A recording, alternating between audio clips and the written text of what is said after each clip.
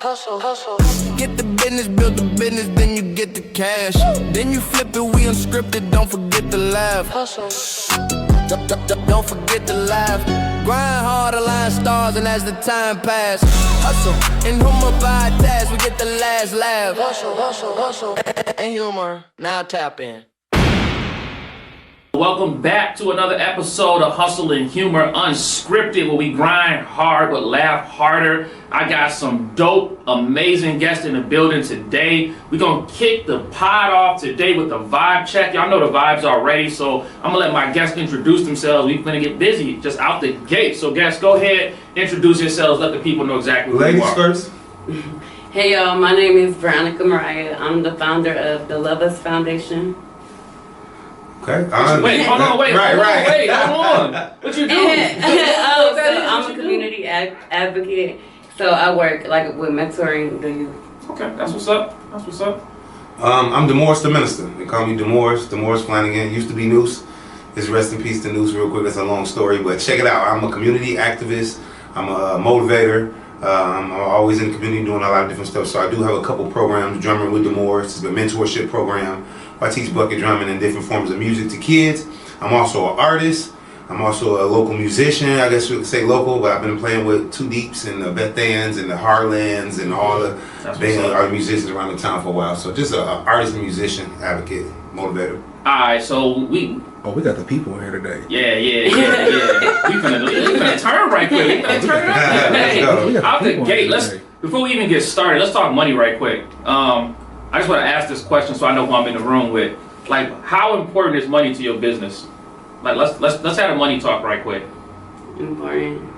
Like, I would say like 50-50. Because it's like ideas, you got to be able to think, come up with ideas. But you got to have the money too, you know, to make it make sense. It's not going to make sense without the money. I was just always told that without money, you can't really do too much of nothing, because when you're struggling on your own, when you don't know what you're going to eat, when you know how you're going to pay bills, you can't really focus on your craft. So you got to have a bag on the back end to be able to make anything work on the front. So when it comes to mentorship and music and all of that I still work a daytime job, a 9 to 5. I still work a jobby job. So when it come down to checking the bag, I check a bag. So like she said, the money may not be always the motive when it comes to your craft. Right here, I'm gonna tell you why I asked that question. This is what I heard recently, and I was like, it's kind of dope. But I talk money, right? Some brother was talking about how he a community activist. Okay. And he was like, man, you know, I was on boots on the ground out in Flint, Michigan, making sure folks had water. I was going door to door doing all of this. He put in work, like 24-hour rotations. He's like, and then Will Smith just brought like 2 truckloads of water to the people through semi trucks. Never even had to show up, but everybody thanked Will Smith. And he was like, my work is underlooked, but Will Smith got the money to just send the trucks in the water, which is the resource that people need. Facts. You know what I'm saying? So I was just saying that to like point out the importance of money in anything that you do. Like you gotta, because a lot of times entrepreneurs, especially like in our communities, we be like, oh, I want to do it for this reason and that reason, and we never mention money. But like, you can't run anything without money. Everything costs money to operate, to get resources, to pay people, to have staff. You know what I'm saying? So I believe if you are truly gifted or you truly sincere about it, it says that your gift will make room. So the provision, you attract. The provision will usually come if people believe in you. Facts. So if people believe in you, and they actually are investors. People are investors. Yeah, believe in yourself first, right? But if you're really sincere about what you do and how you do it, the people will come and say, hey, I want to pour into this. I want to push into what you're doing. Facts. That's what's up. I had to get that out the way because I remember it was on my mind. It was fresh. And I was like, yo, we got to talk money a little bit. I ain't going to overkill us with the money talk. But we about to have a good time, y'all. We about to have a good time. So look, normally, because you an artist, I'm going to save the artist piece for a second because it's going to take too much of the show. I'm going to get back. Because we done did it like the last 3 podcasts and then it just take up the whole podcast. I already know. But so we got this segment that we do called Wakanda Forever. Okay. Right? Full pass or trespass. We just got to make sure y'all invited to the barbecue. Y'all don't mind being invited to the barbecue, right? I don't mind. All right, now, I mean, you know what I'm saying? Like, if you show up to the barbecue and you don't got your pass, we got to tell you, hey, I'm sorry, we're going to have to work on getting that pass. So we're going to see. We're going to start it off with some very slight things. And y'all tell me y'all answers. Y'all use teamwork to team up. And we're going to see. DC, let them know if they invited to the barbecue or not. So here I got Crafty Chat GPT. I'm at the door, man.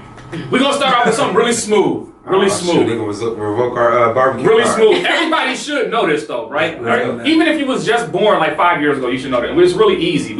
So we can get into it. This is the lyric. The lyric is, Annie, are you okay? When you tell us that you're okay. We know that song was written by Michael Jackson. All right. We on point. We on point. All right. What are the actual lyrics to this song? Because the hood messes us up every time. Which one? We say, Mama say, Mumakusa. But that's not the actual lyrics. No.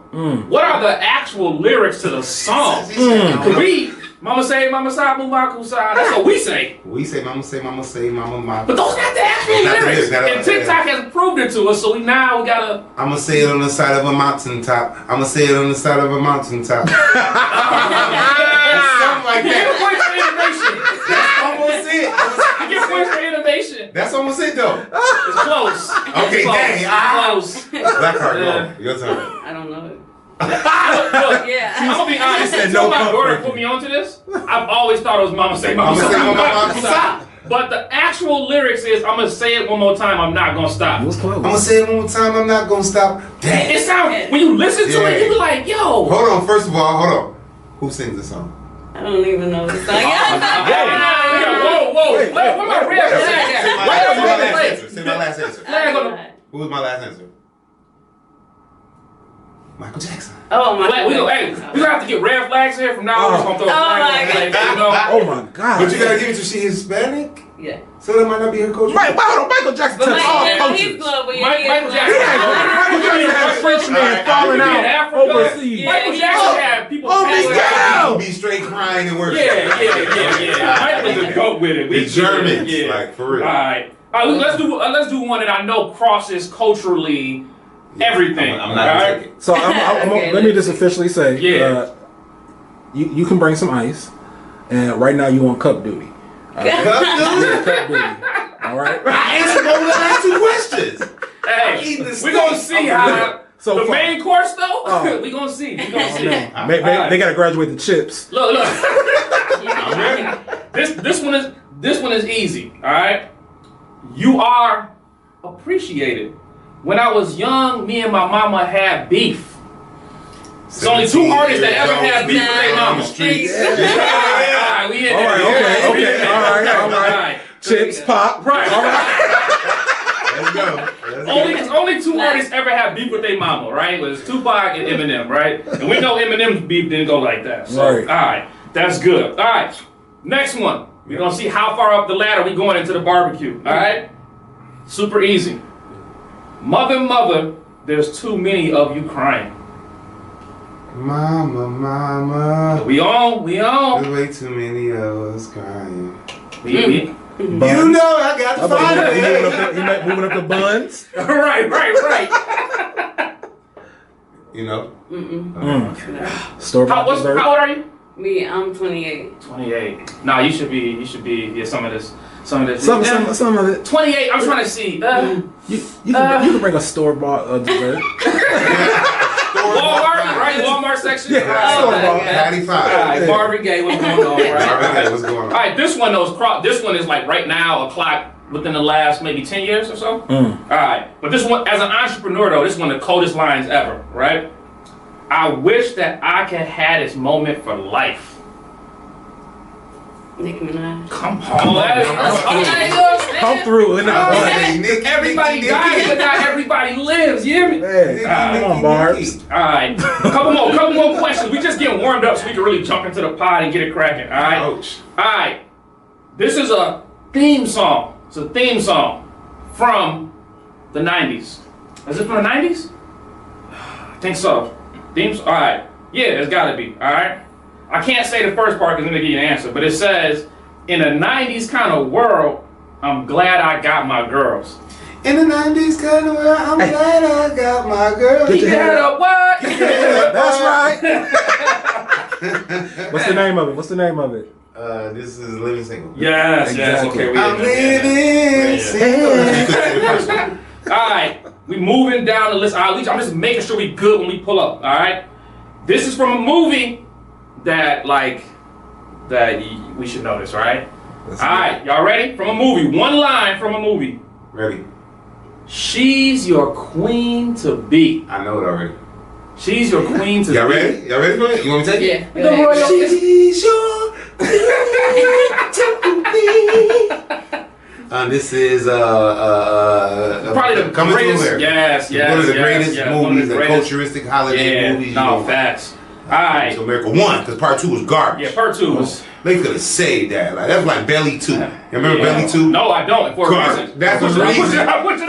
Garbage. Why did they make a Belly 2? Belly 1 was so epic. It was so good. It is, a lot of part 2s don't really make it until It's you hard. get to It's like hard to live up to the hype. State property too. Friday did it all State 3 property. times. Yeah. State Property 2 was garbage. That's what I said. Oh, okay, yeah. I'm agreeing with you. Okay. That boy's ready to fight. Oh man. Yeah, bro, you'll be mad for part 2. But guess what? Friday 1, 2, and 3, all epic. They should have did a Boys in the Hood too, so we can see how Doughboy got killed 2 weeks later. You know what I'm saying? All we know is he got killed 2 weeks later, but we don't know how. We don't What know. was Yeah, the what was the fallout behind Boys Trey? in the Hood 1 was so epic, it was probably hard to touch it. All right, this one is super easy. Here's the thing, I'm asking because TikTok is bringing this stuff back too. You know what I'm saying? All right, who's the master?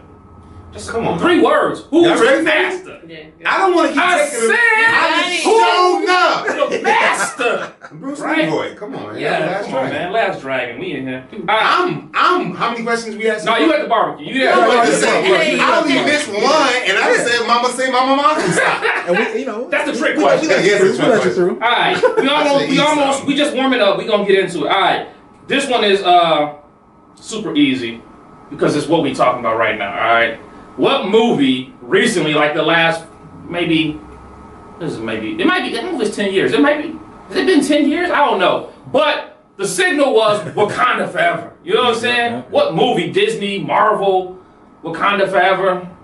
What's the movie? Black Panther. Thank you.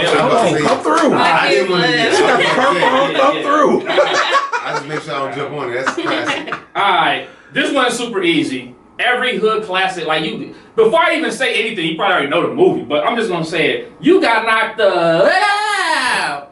Ow. Yeah. Yeah. Come on. What's the movie? Rush Hour? That's Friday. Not Rush Hour. Oh. That's Friday. Friday. Oh. Friday. But That I'm was tough. gonna understand. It was the voice. It was the voice. Because it's Chris Tucker. Because Chris Tucker, It was clean yourself him. up. You know what I'm saying? You did. You know what I'm saying? Yeah, alright. I just said it Friday. Silverware. Alright, You bring some now- plasticware. Now this one, Oh my God. this one, if you only 20, you might miss this one. So I'm gonna give you a pass only cause, but you can't miss this one. This one is classic. Oh, see, now I'm like, You shot my pinky toe. Come on now. You shot my pinky toe. I got it. I already know it. Damon Wayans, Big Brother, Ivy Wayans. I'm gonna get you, sucker. And I'm gonna get you something. That's my big toe. That's No, my big toe. You shot my pinky toe. Yeah. This the other movie that rivals Coming to America. It's the only movie that can even. What? You shot my pinky toe and it rivals Coming to America? It's the only movie that Every I've ever time I heard fix my rivals. mouth, who left this last little drop of orange juice in here? Every time I sit back, I want a little drop of orange juice. Somebody to drink it. Who left this in this? Who is that? Come on. Quick, get the girl. What? The only movie. Pop, pop. The only movie I ever heard that in I don't know. all the podcasts people be saying it's the only movie that rivals. I'm Coming so to America. mad because I know y'all gonna say the name and I'm gonna be like, what in the Yeah. heck? You gonna know it. You shot my pinky toe. This is this Yeah. person that has a famous person in it. Okay. Okay, very famous. They got everybody famous in it. Iconic. This is his first directorial debut. What? You giving the Keep sauce. going. Come on, give me Give one him the more. sauce. Give me one Give more. him the sauce. I'll give you a hint about who the director is. The director got his national push from Saturday Night Live. Became a The household. greatest Saturday Night You shot my Live comedian pinky toe. ever. The greatest. And in the movie, he's the one who's doing the shooting. It's a woman he shoots. Dave Chappelle? Devastating. That's Dave Chappelle. I can't even think of a good Dave Chappelle movie. No, Devastating. you're right. You are right. I'm trying to say. All his acting movies are garbage. Yeah. but No, I he's- mean, Half Baked is funny. He's Half Baked is yeah, funny. it's funny when you bait, but it's not just funny. It's not just funny. Yeah, I can't even think of no other Dave Chappelle. Okay, who else? movie. Come on, no, he's the greatest stand-up comedian alive right now. Absolutely. I'm gonna go ahead and say something crazy. This person will probably debate that. They This say person, that this people person. do debate. if The this person that I'm finna say, I mean, the person in this movie who say you shot my pinky toe. people do say that this person could be, when they talk about GOATs, they say like Dave Chappelle, Chris Rock, but this person's name is always coming up, Richard Pryor. But this person name, they say him. That's a person. Okay, that's the director. That's the director. You shot my pinky toe. Yeah. Now, what's the movie? That's silence, boy. That is crazy. Yes. I know it. The silence is crazy right now. That's deadly, yo. It's they in the alley. They underneath a street light. He supposed to been Google this by now. Hey, everybody in the movie though, whole time. Everybody's in the movie. It's like the barbecue was there and like this who was invited. But it was like a passing of a torch.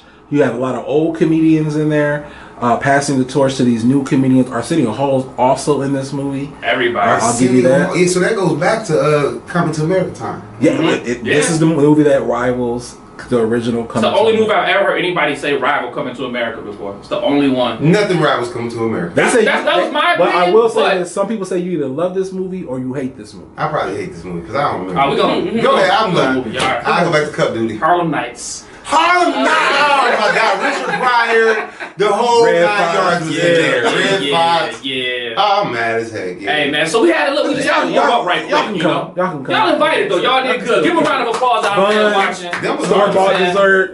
Bring some pops, some plasticware. Y'all can get in. Y'all can get in. Man.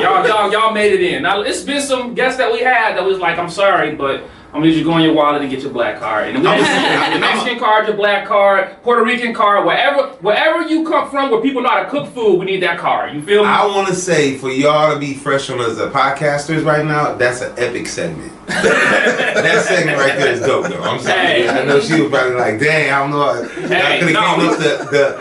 could have came up the years a little bit. Yeah, we get that. We get that a lot. Sometimes we bring it to like the modern day, you know, Black Panther or whatever. We bring it up, but you know, sometimes you just gotta make sure, you know, cause I feel like nowadays the young people don't. All right, put it like this, cause you do music, right? Yep. So when I was younger, my mama used to listen to like Earth, Wind and Fire, Everything. OJ's, Everything. you know what I'm saying? They listen to whoever, right? Like Dusty's, whatever. That's when people used to clean up on Saturday mornings. Right. So but my mama could play her music for me, but the music I grew up on, I can't play for my daughters like my neck. My bad. You know what I'm saying? I can't go through none of the BET Uncut Day. You know what I'm saying? My daughter like, what you listen to growing up? Oh, I need a tip drill. I need, you know what I'm saying? Like, What you doing tonight? And if they know the edited version, they say, why do you see? right. Turn that off. I'm a dad now. And what's that you said last time? White girls running through my head. No, I can't do none of that for my children. You know what I'm saying? So it's What it look like? What it taste like? What it be like? Yeah. Hey, remember the Busy Bone joint? Ain't nothing like money in a Ziploc bag. Oh yeah. Hey man. So you know, that was just a special time period is all I'm saying. But I can't pass that down to my children. I'm like, yo, we read the Bible and meditated. That's what we did. Day. Wow. That's all we did. We didn't do day. nothing else because we definitely Listen to our parents. Yeah, we obeyed everything. But whenever we did that, or if you was one of them type of kids that only got religion and stuff crammed down your throat, the minute you got some freedom, you was out. Oh, God. The minute you figured out, tasted the world, you was like, what? It's fun out here? When they told me about the prodigal son, I said, permission You granted. said that's you. Let me outside. Alright. Let me go. Let me vibe check right quick. Tell me about y'all childhood. Tell me about like how y'all grew up. Tell me about y'all childhood. I grew up in the south side of Rockford. I'm from Rockford. So sorry. Very 815 family oriented. Alright. Tell me about it. We was outside. Like we was outside riding bikes. You know, Okay. going to the park. Like I had a good childhood. That's the safe answer. You said I got an organization. I can't be giving out. I can't give out those answers you looking for. That's a deep question, man, because I'm from the west side, central, right there, right up the street, right up the corner from Andrews Park. Okay. So I used to come back from when the vice lords actually used to meet in the parks. And have Kind of actual sessions. I used to come back seeing all the real OGs really getting to it, and I was one of them young kids stealing bikes. You know what I'm saying? Go home, leave the crib with a bike, come back with a new bike. Tell that man went home together. A Snicker stealer. Before they had signs, they said kids can't be accompanied without adults type kid. I was bad, so I was outside and I had them normal male challenges. That's what life was good. Got to be able to street lights. We probably all know about that. With street lights, get the street lights. Come on, you get the pedaling fast. I just come up from that really good era of which all the movies you saying right now, all the music. Our generation now don't know nothing about that good living. They don't know nothing before we got the tablets, the phones, before we got your communication with them bikes. Remember y'all see them memes? You see them bikes in the front yard? You know, your friends was at what you call a house. And I used to be really outside, so I ain't gonna lie to you. I was really all my sisters, older sisters. I got 3 older sisters and no brothers. So I was always around women all the time, which is a part of my downfall. Always around women. Tell us more. I always around women, and then hung with a lot of the GDs. So all my sisters and them hung with all the vice lords, and they considered themselves to be vice lords back when they was young. And I used to hang around a lot of GDs, so I used to get beat up at the crib by my sisters. Yeah, stuff like that. You know what I'm saying? That's It's real. Yeah, a bunch of in-house fun. You already know how to do it. It's family.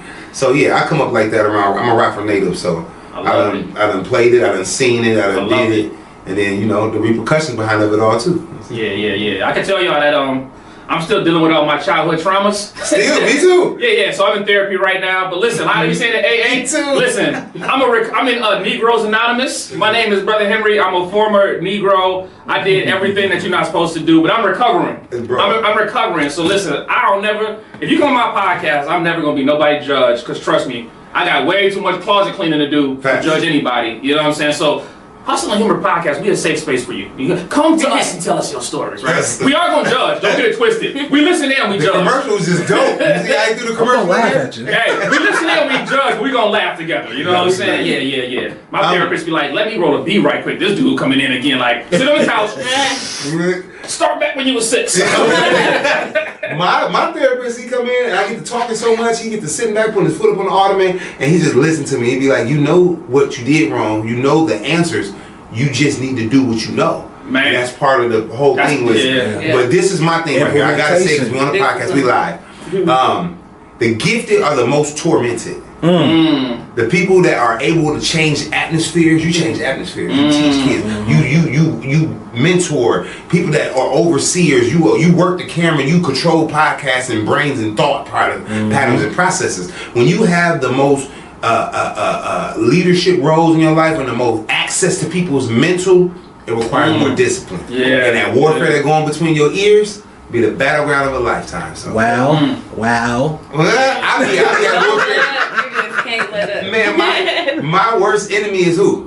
The inner me. Man, that's a fact. Fighting with myself all the time, Joe. So, Veronica, you take therapy. Are you in therapy right now? No. No. Have So you ever? never? But it does sound interesting. Oh, y'all can say you got a great life then. I'm trying to figure out. So I just seen a stat recently that says 77% of Americans are in some form of mental health therapy or mental health, and that's because the number is underrepresented of the amount of Americans that need help with mental health. Yeah. And they said the number is closer to like 98% of the country.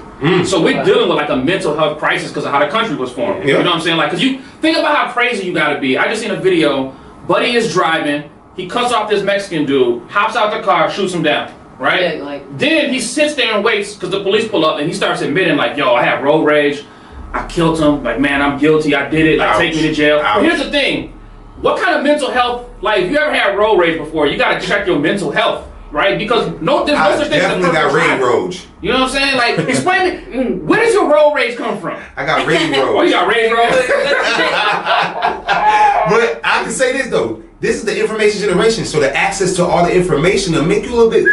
So right now, as you have so many, that's where I think the powers that be are able to keep up with confusion by pushing you the truth and the lies. At the same so time. you almost don't know where to balance yourself if you don't stand firm. Now, I was always told if you don't stand for something, you will fall for it. Anything. So you gotta have something to stand on with some principles and morals and values, or else you're gonna crash. Because there's too much information out there. Way too so much. Therefore, people be raising out. What's crazy is like, so, all right, when we was younger, like, it was weed, and maybe, I think when I was younger, ecstasy. Regular weed. Right, dro. If you had dro in a glass jar, you was lit. Right? If you had some purple haze, you was lit. Like, but we just had, now, when I was in my former pothead days, right? So all my weed, so I don't judge my weed heads. My former pothead days. Same. I clicked up with these white boys that they had different grades of marijuana because I was from the hood. I don't know nothing about different grades. They're like, oh, take a hit. They called it bubble gum. So I'm like, bubble gum. We had nugs, we had kind bud. It's different than what we had. Yeah, right. But nowadays, shorties is popping perks and doing They going dance, crazy. lean. Yeah. Like, how could you like even function? It's like certain stuff.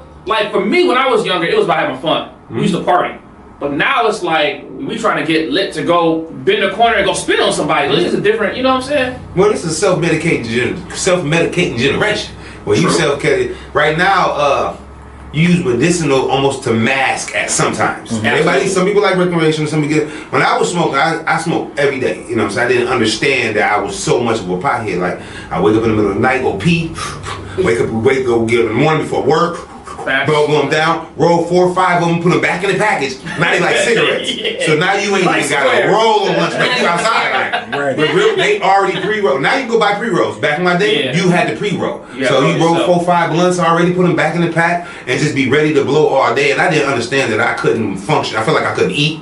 I feel like, excuse me, because I am Mr. Positivity, but I felt like I couldn't have sex without being blew back. I feel like I couldn't do nothing without being baked. Like it was your gateway to creativity. Yes, literally. Yeah. I couldn't get up and get moving. That's my favorite. I'm a creator. Yeah. I gotta get in my creative space. I gotta get to that level. It's that smoking motivation that go with that liquid courage. When you people drink a bottle, you say you can say some stuff and do some stuff that you would never do sober. Yeah. And that goes back to blowing. You can feel a little bit more motivated and encouraged to pop your corn. You know what I'm saying? Yeah. But I'm back to you. I'm sorry. No, we used to get Mexican brick pack weed, regular weed that almost tastes like some Thai. You know what I'm saying? You have some seeds in it, a whole brick. So you have to break it down. The stems and separate it to roll your blunt. You have holes all in your blunt. It was hard. It's literally. Y'all remember smoking a blunt like a flute? Because some people couldn't roll because of all them sticks and stems and seeds. Now it's just straight nugs and buds that come straight from. Man, and then not only that, ibuprofen. Everybody understand how ibuprofen just make you, all that pain kind of just go away? Yeah. If you crush an ibuprofen up and sprinkle it on some weed, it's almost what we smoking right now. Because right now, weed has more of a powder. I do not smoke weed. But everybody that know Nuce, everybody that knew Nuce back in the day, and most people still call me Nuce. That's my nickname. I come back from Nuce and being rapping with Suede and going way back to being in the clubs. My Harlem used to run the underground when Lamont's, the Caddy Club. I was 16 in the club. So you was really outside. So when it come down to that, I'm seeing that rock for corn Nuce. So I used to smoke like that so much like that. Like I understand that. Now when I see, at my end of my smoking years a couple years ago, I was just watching the generation change. Like, dang, this crazy how we smoke on the wood. It's crazy. And then what you saying, the more you do something, your tolerance get higher. Yeah, facts. So people ain't necessarily baked like, hold on, pause, pro bono. Back in the 80s, you sell $80 grams of crack. $20 grams of crack. $20 bag, little crack, dimes and nicks. Now weed is the same like crack. Man, that's crazy. Back in the day, potheads and our crackheads, used to be aunties and uncles. They break the antenna of your car and go to say the TVs and all that. Nowadays, the modern day crack is kind of the weed. Well, it's the distribution of it. I agree. The distribution, the distribution. I'm not saying the. Yeah. You said not crack. Yeah, they not. Everybody ain't doing the way it's distributed. Yeah. You said I ain't no crackhead. No. I don't judge nobody that smoke because I understand. You know what I mean? Right. It's just not my thing no more. You know what I'm saying? So I do understand that. What you saying? The tolerance is just getting high for everything right now. Yeah, you know what's crazy? Two things. But one, what's crazy to me is when I was younger. I remember we used to freestyle. My guy used to record music, whatever. Go to this white dude's house. He was my supplier. He was the plug. But I remember going to his house like 420. And man, listen, if you got a hippie for a plug, they gonna make sure you off your toes all day. Variety. Like, I walked into that house, it's like 10 people on the couch. Holiday. They got blunts, bowls, joints, everything passing to the point where you're gonna pass out, right? But I'm gonna tell you what's crazy. On 420, so we get smoked out all day. I go upstairs. The guy, like my connect, he's like, yo, now that we got high, he said, you ready for the real stuff? He break out this little bag and start lining up powder. Yeah. And I'm like, whoa, the real stuff is what what's happening? You know what I'm saying? I need a red flag on the plate.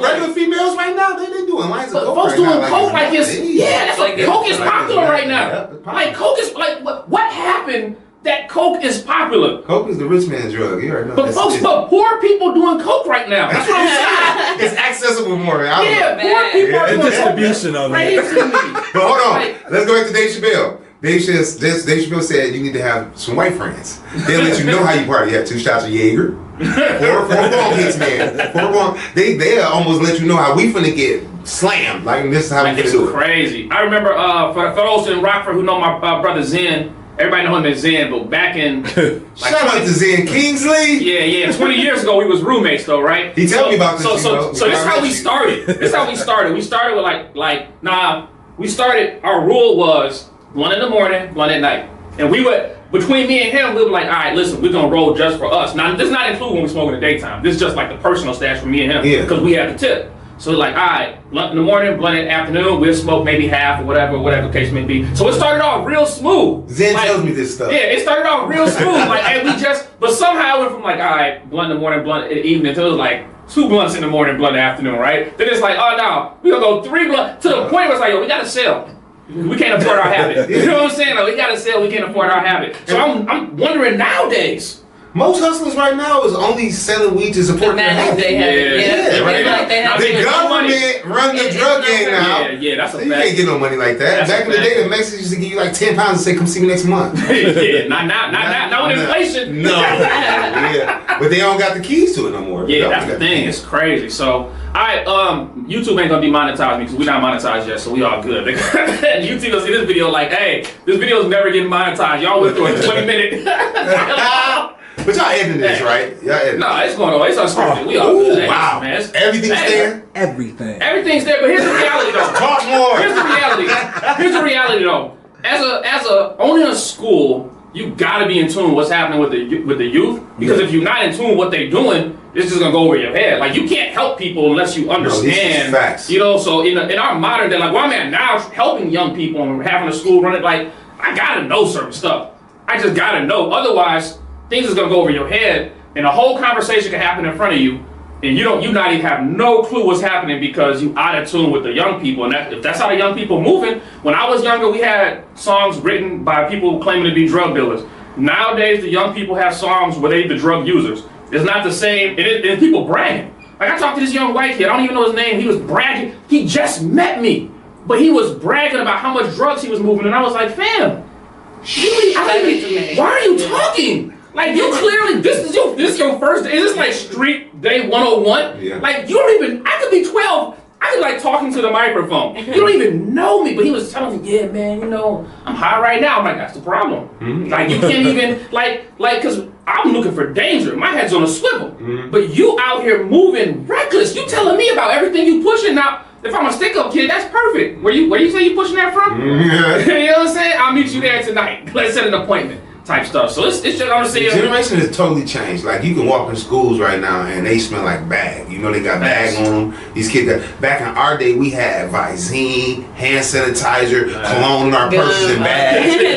Gotta have it. You had to walk 5 Naka. You had to walk 5 blocks away from Auburn to go smoke real quick, then come back. Right now they blowing right outside in the car real quick, coming in school. Like what? Say something. They got it on the vape. Really, Yeah, do it's nothing definitely about my it. vape. Yeah, they definitely. No, the vapes all day. That's just crazy work. You know what I'm saying? Yeah. We ain't had that easy, able to conceal it like that. You know what I Yeah. mean? So yeah, it's definitely changing. So And our weed wasn't as loud. So since it wasn't so loud, you could go blow and kind of come back and air off. Yeah. Right now, you can, you blow back. You smell like bag. Just for a hot second. So going from drugs, right?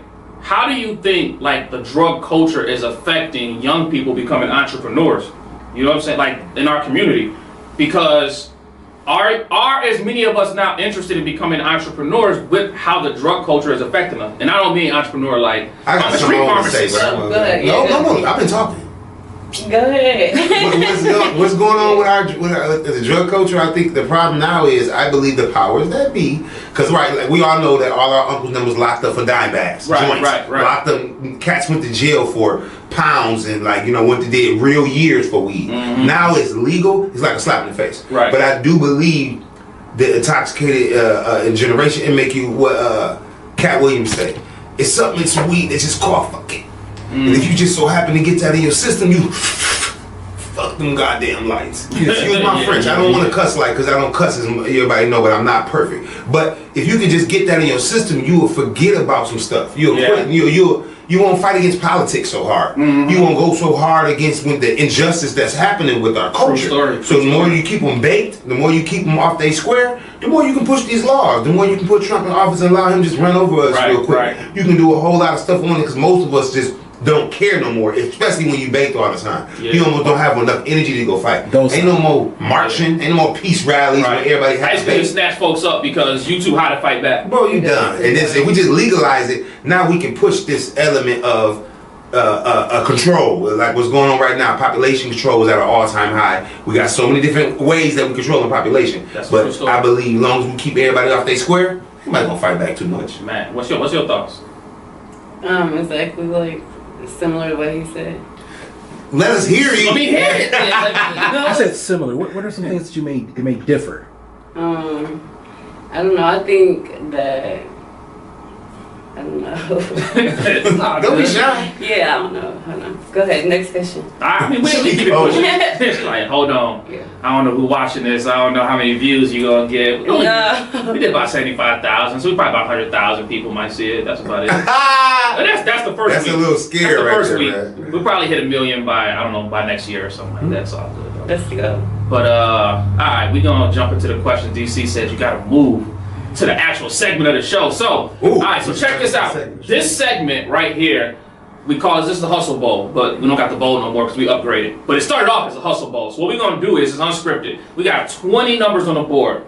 We're gonna, as the guest, y'all gonna guess a number, or not? Sound crazy? Right, Guess a number. You're gonna pick a number. DC got questions. I don't even know what the questions are. He got questions over there for us. Whatever number you pick, he's gonna read that question, and it's unscripted. Your answer is your answer. Some of it's entrepreneur, some of it is like funny, some of it might be like serious, it might be historical, it might be politics. I don't know what it is. It's unscripted. We don't know what it is, and we just run through some of these questions until we just catch a vibe. So whoever wanna go, ladies first, you can pick a number. You can pick a number. I'm pick 17. 17. Wow. 17. Okay. That's your birthday on the 17th? Okay. Yeah. All right. What is a business trend you pray disappears in 2025? That's this month. That's this month. Business trend that you pray disappears. Does not make it into 2026. That's a good question. That's a little deep. Like, I don't know. I feel like everybody is entitled to their own opinion for their own business, you know? I can't say, like, oh, that's not a good business idea. I feel like, if it works for you, it works for you. Yeah. Okay. A business trend. That's a good that's question. something like that. I gotta think on that one. I can't even. I don't even gotta think. I got it. But that ain't my question. He said you got it. That's everybody. I just think that this algorithm of having to post all the time in order to be your own personal marketer. So sometimes if you don't, consistency is key in today's society. So if you're not consistent, you're not up in the morning posting. If you're not double backing in your comments. If you're not, the way you have to consistently follow this algorithm of making sure your business is ran, and it's draining. Right now, sometimes the big people, they have a team. They're not even sitting behind their phones and computers no more. Right. You don't even know you're not talking to Jay. You talking to Jay, Jay responding, but it's not Jay. Right. You know what I'm saying? It's his team. Yeah. So when you local and you kind of trying to get up off the ground, I hate that they got it set up to the point where it's like, you don't post, your numbers and likes can go down, your views can go down drastically without just. That's a fact. Hey, you sound old. I'm an unk. Yeah. Hey, when you go to the unks and TT, shout out to Dion, the unks ain't even in there. That's the kids thing. You know what? I'm a kind of, we don't piggyback, but I can't listen. I'm just gonna follow what he said. Yeah, there you go. Hey, nothing. All no Diddy pause moments. I just thought Pause. But what I hope goes away is the fact that social media in and of itself is not safe like content creators. For example, certain stuff that if you say it, you get demonetized. Certain words, if you use certain words, they'll demonetize. That's what I mean. Or they'll shadow ban you. Just a certain, like the content is so sanitized, you can't really be yourself. Like an episode like this, they would be like, hey, no go. Because you mentioned, even though we didn't promote drug usage, but just because we mentioned it, just the very mention of it, it's like, are you can't serious? mention it. Yeah. Yeah. They're like, y'all use certain words. Y'all use cocaine and coke and like certain, like if you use certain words, they'll demonetize you. Just certain words. And then on top of that, then you have like the whole like rainbow agenda. And I don't have no problem with them. I just don't want it being forced down my throat or my children's throat. Whoa. But if you say something, I don't want to touch it. If you say something, cancel us now. Yeah. If you say something the wrong way, they'll take it. They'll come for you quickly. It's not you can. No, I'm saying this is like Dave Chappelle say back in the day. We used to be like, "Shut up, fake," and I used to say that to my cousins. Yeah. You didn't really mean they were that. It's just but what you the language. How we grew up. It's just the language. You know what I'm saying? So you got to be careful how you speak. But nowadays, even with our special needs kids right now, you can't say retard, and I believe that is a little offensive. You know what I'm saying? Right. But back in the day, you'd be like, "Man, you retarded, bro." It is. You can't say that. It's so crazy because I just found out. They changed Washington Redskins to like the Washington Commanders, but they didn't survey not a single Native American tribe. It was white liberals who decided that the name was offensive. Redskins? But the Redskins' name was voted on by Native tribes. Years ago? Years ago. Why is we even White liberals decided, you know what, the name is offensive, and we want to change it to the Commanders because we don't want to offend. No, it's like the memes. Hey, Nobody say nothing. That's when white people went on that rampage. They took away Uncle Ben and Jemima. And Jemima. You know what I'm saying? Lied to us. Like, listen. 20. They was going nuts. If you in the hood, I understand what symbolism is. Yeah. Police brutality not being solved by Aunt Jemima being taken away. You know what I'm saying? Like ice hopping out of cars not being solved because you remove Uncle Ben's. If you want to do something for real, do something for real. But that ain't it. Like that. How do that help us? Like when we go to the store, instead of seeing Aunt Jemima, you got Pearl something. She got a stripper name now. But I don't know what part of the Constitution it is, but they're just taking our freedom of speech. We really don't have freedom of speech. No, we definitely don't got freedom of speech. You can't speak how you want. You can speak how you want. It's just it's consequences. You know what I'm saying? Yeah. And that's what being an American is all about. Go ahead, say what you want to say, and if you want to run the ones, let's run the ones. That's America. Hey, I learned that early though. For example, if you was outside and you said GDK, you could say it. Yeah. However, them brothers over there with the picture. Now some consequences when you can talk about the Land Kings if you want to, but them brothers over there, when they hear you talking, like, okay, well listen, it's some consequences. So say what you want to say. You free to say it. Heavy action. But consequences gonna follow up with whatever, however you come in. So I'm just but I don't like that though for social media because it's like the stuff is so sad. If you go watch like old videos from like the 90s or like early 2000s. It sounds so crazy to see certain stuff that's being said, TV shows, commercials, different things, versus now, because back then you could say whatever. And people wasn't sensitive about it, but nowadays, like, everybody's sensitive about everything. Even when you joking, like Bill Burr, like these guys get in so much trouble. Patrice O'Neal, it's a lot of the old classic comedians. They get. What if Tom Green had a show today? Right, my man was humping a dead moose on the side of the road. You remember the Tom Green show on like MTV? Yeah. He put the get well balloon on the dead deer on the side of the road. Never. Started humping the dead deer. Like, you can't do that stuff nowadays. South Park when it first came out. Oh wow. You can't do that stuff nowadays. It's crazy. A business trend that I want to die in 2025 are all the major companies linking up and buying each other. You know what I'm saying? Like Netflix just bought Warner Brother. You know what I'm saying? Whoa, that's a big buy too. That's great. I mean, for a consumer, you know what I'm saying. But as far as like people trying to get in on the app service with different movies and things like that, you make it hard for the up and comer. Because it's all under one roof. America has gotten away from small business running and thriving. Capitalism. Yeah, running and thriving. And then, you got chain restaurants taking out mom and pop restaurants, things of that nature. We kind of see that effect here in If you've seen that old documentary Walmart, they took it off of Netflix. It was one of the best documentaries I ever watched. But once they put those big old Walmarts on each outskirts of each city, because they don't have to pay city subsidies, tax subsidies. Put them on the outskirts, and then you got so many. Go down Auburn Street, Lou Pro's closed. All of these tire companies, all of the nail shops, all of the small businesses are closed because everything is in Walmart now. So they kind of just, like you said, capitalized by. And that go back to us. We was watching Cross Color, FUBU, Pelly, and Nietzsche, Fat Farm, Baby Fat. We had all of these black brands. And they just bought them all out slowly but surely. And then we all started wearing Louis, Gucci, Prada, back to the powers that be clothes. What y'all think about this on that same note? Dealing with capitalism and monopolizing. Elon Musk is predicted to become a trillionaire. Just think about that for a second. A trillionaire, meaning. Let me give y'all an example. Black America spending power is $1.6 trillion, and that makes us about the 13th richest country in America. I mean, in the world. Just blacks in America by themselves, right? As blacks in America have a higher spending power than Spain, right? Almost more than Mexico, which is an entire country. But one man, just one man is about to have more money than entire countries. Like what's y'all take on that as far as like capitalism and entrepreneurship? What's y'all take on that?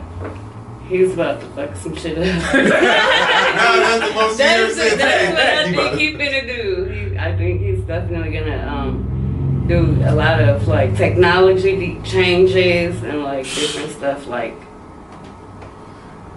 that. I don't think it's fair. You know what I'm saying? I know we can't talk about fair because our country is not fair. You know, it's not about that. But if you go back to just the 14 richest families, they're gonna empower the people that they need to make sure they push this agenda. And these agendas, we got to pick between the two presidents. They already know the agenda is going to get pushed, but they need to get pushed. No matter which president it be, it's just going to be like, how smooth can it be with which president is in place? So they're going to push the agenda anyway. So now that he's just in position with this Amazon and the Tesla trucks and everything else is trying to, if y'all look at my favorite old school movie is Arnold Schwarzenegger, not Arnold Schwarzenegger, but what's this called? Y'all know with Sylvester Stallone. No, not Sylvester Stallone. Yeah, Sylvester Stallone and black guy. What's his name? Black guy. From Blade. Oh, Wesley Snipes. How about Wesley Pipes? Pause, man. Whoa. Wesley Pipes, bro. What? The VHS tapes got you, bro. Yo. It's so Whoa! We shouldn't even know what he meant. We don't know what he meant. Wesley Pipes. No, everybody who. Oh, she said, yes, I do. So, who is Wesley? Never mind. But then where you see Wesley Pipes at? I was teaching some kids a little while back. I was like, y'all don't know nothing about them talk tapes. We know all the talks. Oh my God! The talk tapes. And I tell people this, like, cause this is crazy. I segue, y'all segue real quick, cause I didn't even get my movie spot out. But you used to have to go get that VHS out of your dad's closet. Man, get that VHS to your room in silence. Get it in the player. Turn the TV all the way down. Just to watch that VHS. Judge Dredd. Hey, Judge Dredd. Okay. Judge Dredd. No. That got Sylvester Stallone and Wesley Snipes in it. No, this is one of the future with Judge Dredd. Not Judge Dredd. No. You talking about Running Man? There was no Running Man. What that? The one that was in the future, he was the judge, and Sylvester Stallone was the judge, jury, executioner. Oh, you just doing a poor job at explaining. Yeah, I got the wrong actors. I'm in Brad Pitt. Nah, man, yo, it's gonna come to me, so I'm gonna leave that alone. But the bottom line is, these kids got access now. We didn't have access to that kind of footage on our phones when we was kids. You used to have to. Now you be wondering what your kid doing in the shower for so long. Man, wondering what they in the bathroom for so long doing. But you know what's crazy? You going down there. I'm gonna tell you how crazy it is. I just seen a report. Ooh, DC, if you can find this report, there's a report that says something like young people are preferring to like scroll rather than like have sex. It's something or like more not attracted. That's in this movie. The preference is instead of, because it has to do with like depopulation, right? Rather than like being sexually active, children would rather scroll. I think they call it doom scrolling. They would rather doom scroll than like be sexually active. And in my mind, because maybe it's the time period I grew up. What is doom scroll? There wasn't nothing above. What is doom scroll? Please tell us, Brother Henry. I don't know what doom scroll is. You got to look that up for me too. I believe if you want to just think it out, doom scroll is you get to scroll on your porn app and just keep scrolling and looking what you're interested into, and instead of even having. That's what doom scrolling is. I'm thinking. I don't know. I just not heard it. Because if it was that, then why would you not want to be active? You know what I'm saying? Like who wants that over the real thing? That's what I'm saying. But whatever it is. No! Them kids don't. Some kids like a real woman. Picture them. Or social media. No, I never chose Facebook over no real woman. That's never happening. Picture them boys that sit in their room playing the game. Don't come out until play the game in their room all day. Musty, they room musty. In there. They don't come out until dinner. Take their plate back. They get off, they pause the game, they handle that business, and they go right back to their game on the phone on FaceTime with whoever. That's all they doing. The movie I'm talking about is Demolition Man. Demolition Man. Demolition Man. Y'all remember that when you used to cuss? They used to be like, you are been fined. 1, 2, 3. They don't want you to cuss no more. They can control what you say or they fine you. All that type of stuff. And they had to unthaw them and go back into history. I'm still lost on children. Over a real woman? She's real good?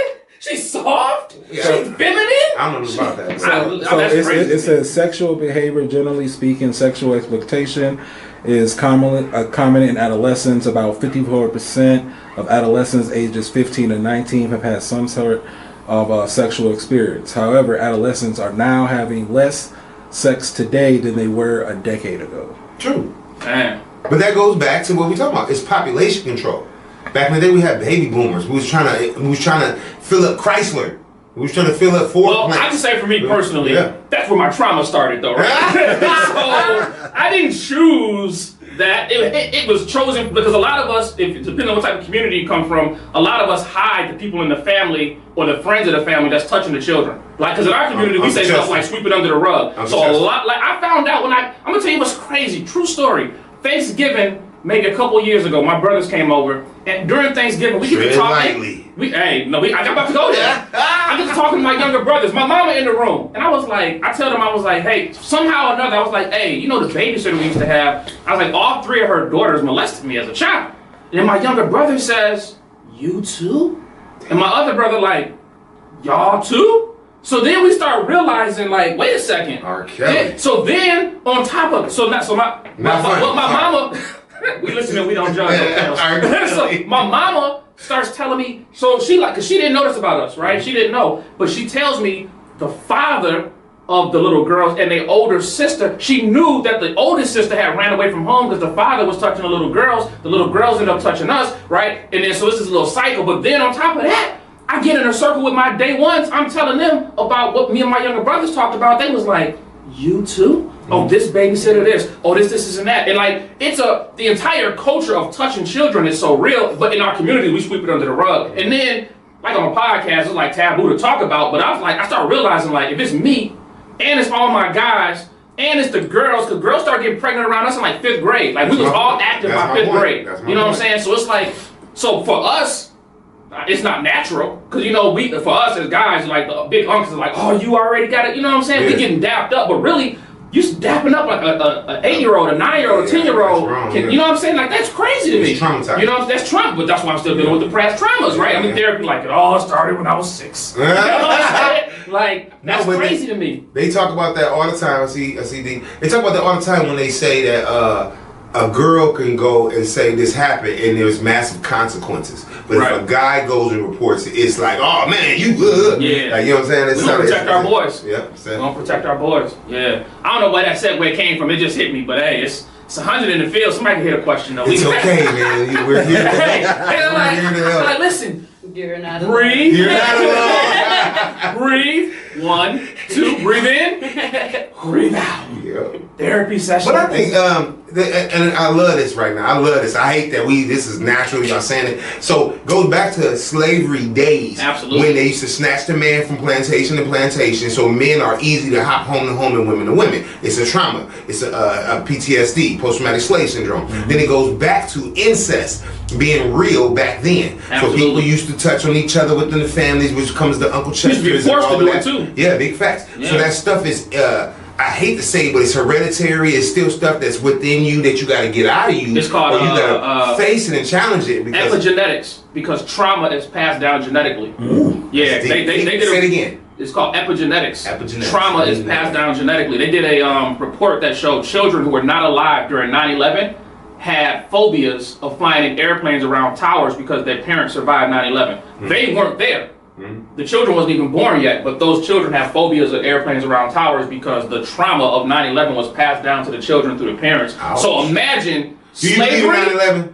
Do I believe? I mean, it's an inside job. Okay, amen. So imagine slavery, 310 years of people being touched, all that stuff. You have the decimation of the natives who was there, all the Tainos from Dominican Republic to Mexico to Brazil. Just, you have a whole, and because when Columbus left Dominican Republic the first time, when he came back to the island, the Tainos killed all his people because they started touching the little girls, like 9-year-olds and stuff like that. They started, I don't know, that'd definitely get me shut down. But they started, what's the word we gotta use? Graping? They started graping the 9-year-old girls. There's all the newspaper articles and everything, but that's their culture. Because in Europe, you want to join it, you want to be a Spartan, all you gotta do is, you know what I'm saying? You want to be a Greek, whatever, all you gotta do is, that's their culture. And also the powers that be, the people that run America, if you go way up, I don't want to say their names and stuff on the podcast, but those 14 families really practice incest to keep the money and wealth inside the family. Absolutely. So they don't look at that as bad. It'd be 7 cousins down in 7 cousin generations. No, that's a fact. Yeah. That's a fact.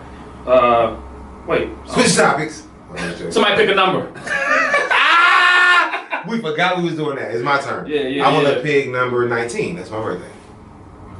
All right, number 19. What is something people think makes them look successful, but really doesn't? Ooh. What is something that people think makes them look successful, but really doesn't? For this. Okay, I'm already hip to that because I navigate through this. Social media. Social media can make you look successful and like you're achieving something due to your numbers, due to your following. You could be at home starving, broke, and not no money, and be looking successful with the way you post.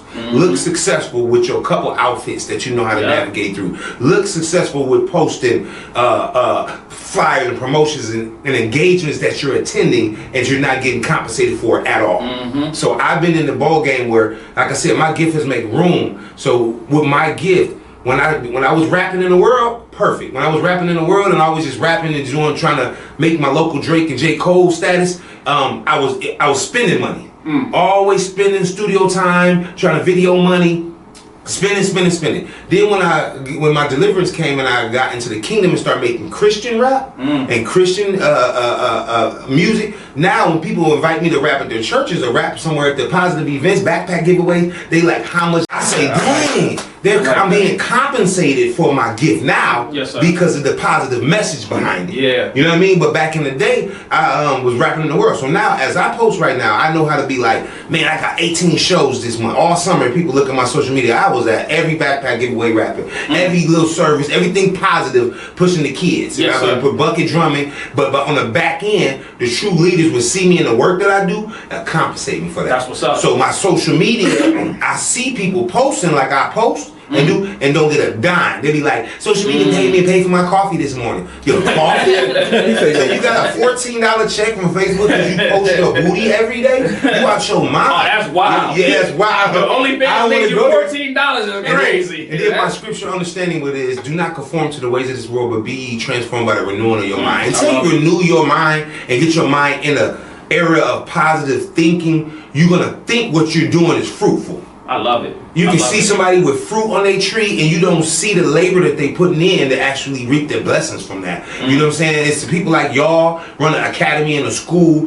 It's kids being nurtured and molded here. Absolutely. The fruit is going to come from the good works. You see people doing a whole bunch of nothing and they out here looking like that, but they be at Burleson, they be at Ross, which is my favorite. I shop all up in these stores. I ain't never lying. But the people that think they're upper echelon people are really struggling. So you can look the part, you can look like you winning on social media. I love it. And be losing in your back end. And then when the link got cut, everybody was I'm like, damn, I'm thankful to have a job and an income because you don't have to depend on some of those things. Yeah. Some of the people I do know that have, I was feeling bad, like, damn, what we finna do? Like, how can we help these people? Because they didn't know no better. And to whom much is given, much is required. When you're giving a little bit more, it requires you to do a little bit more. So that social media, boy, that'll kill you. Been around here posting your gigs. I know drummers and musicians that don't get paid nothing.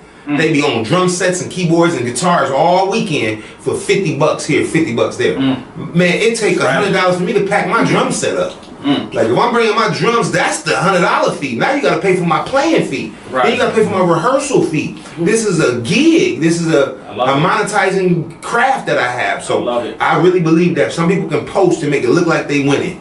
Make it look like they winning, and they be in the back end starving. I love it. What you got for us, Sis? What you got? Me, I would say like jewelry.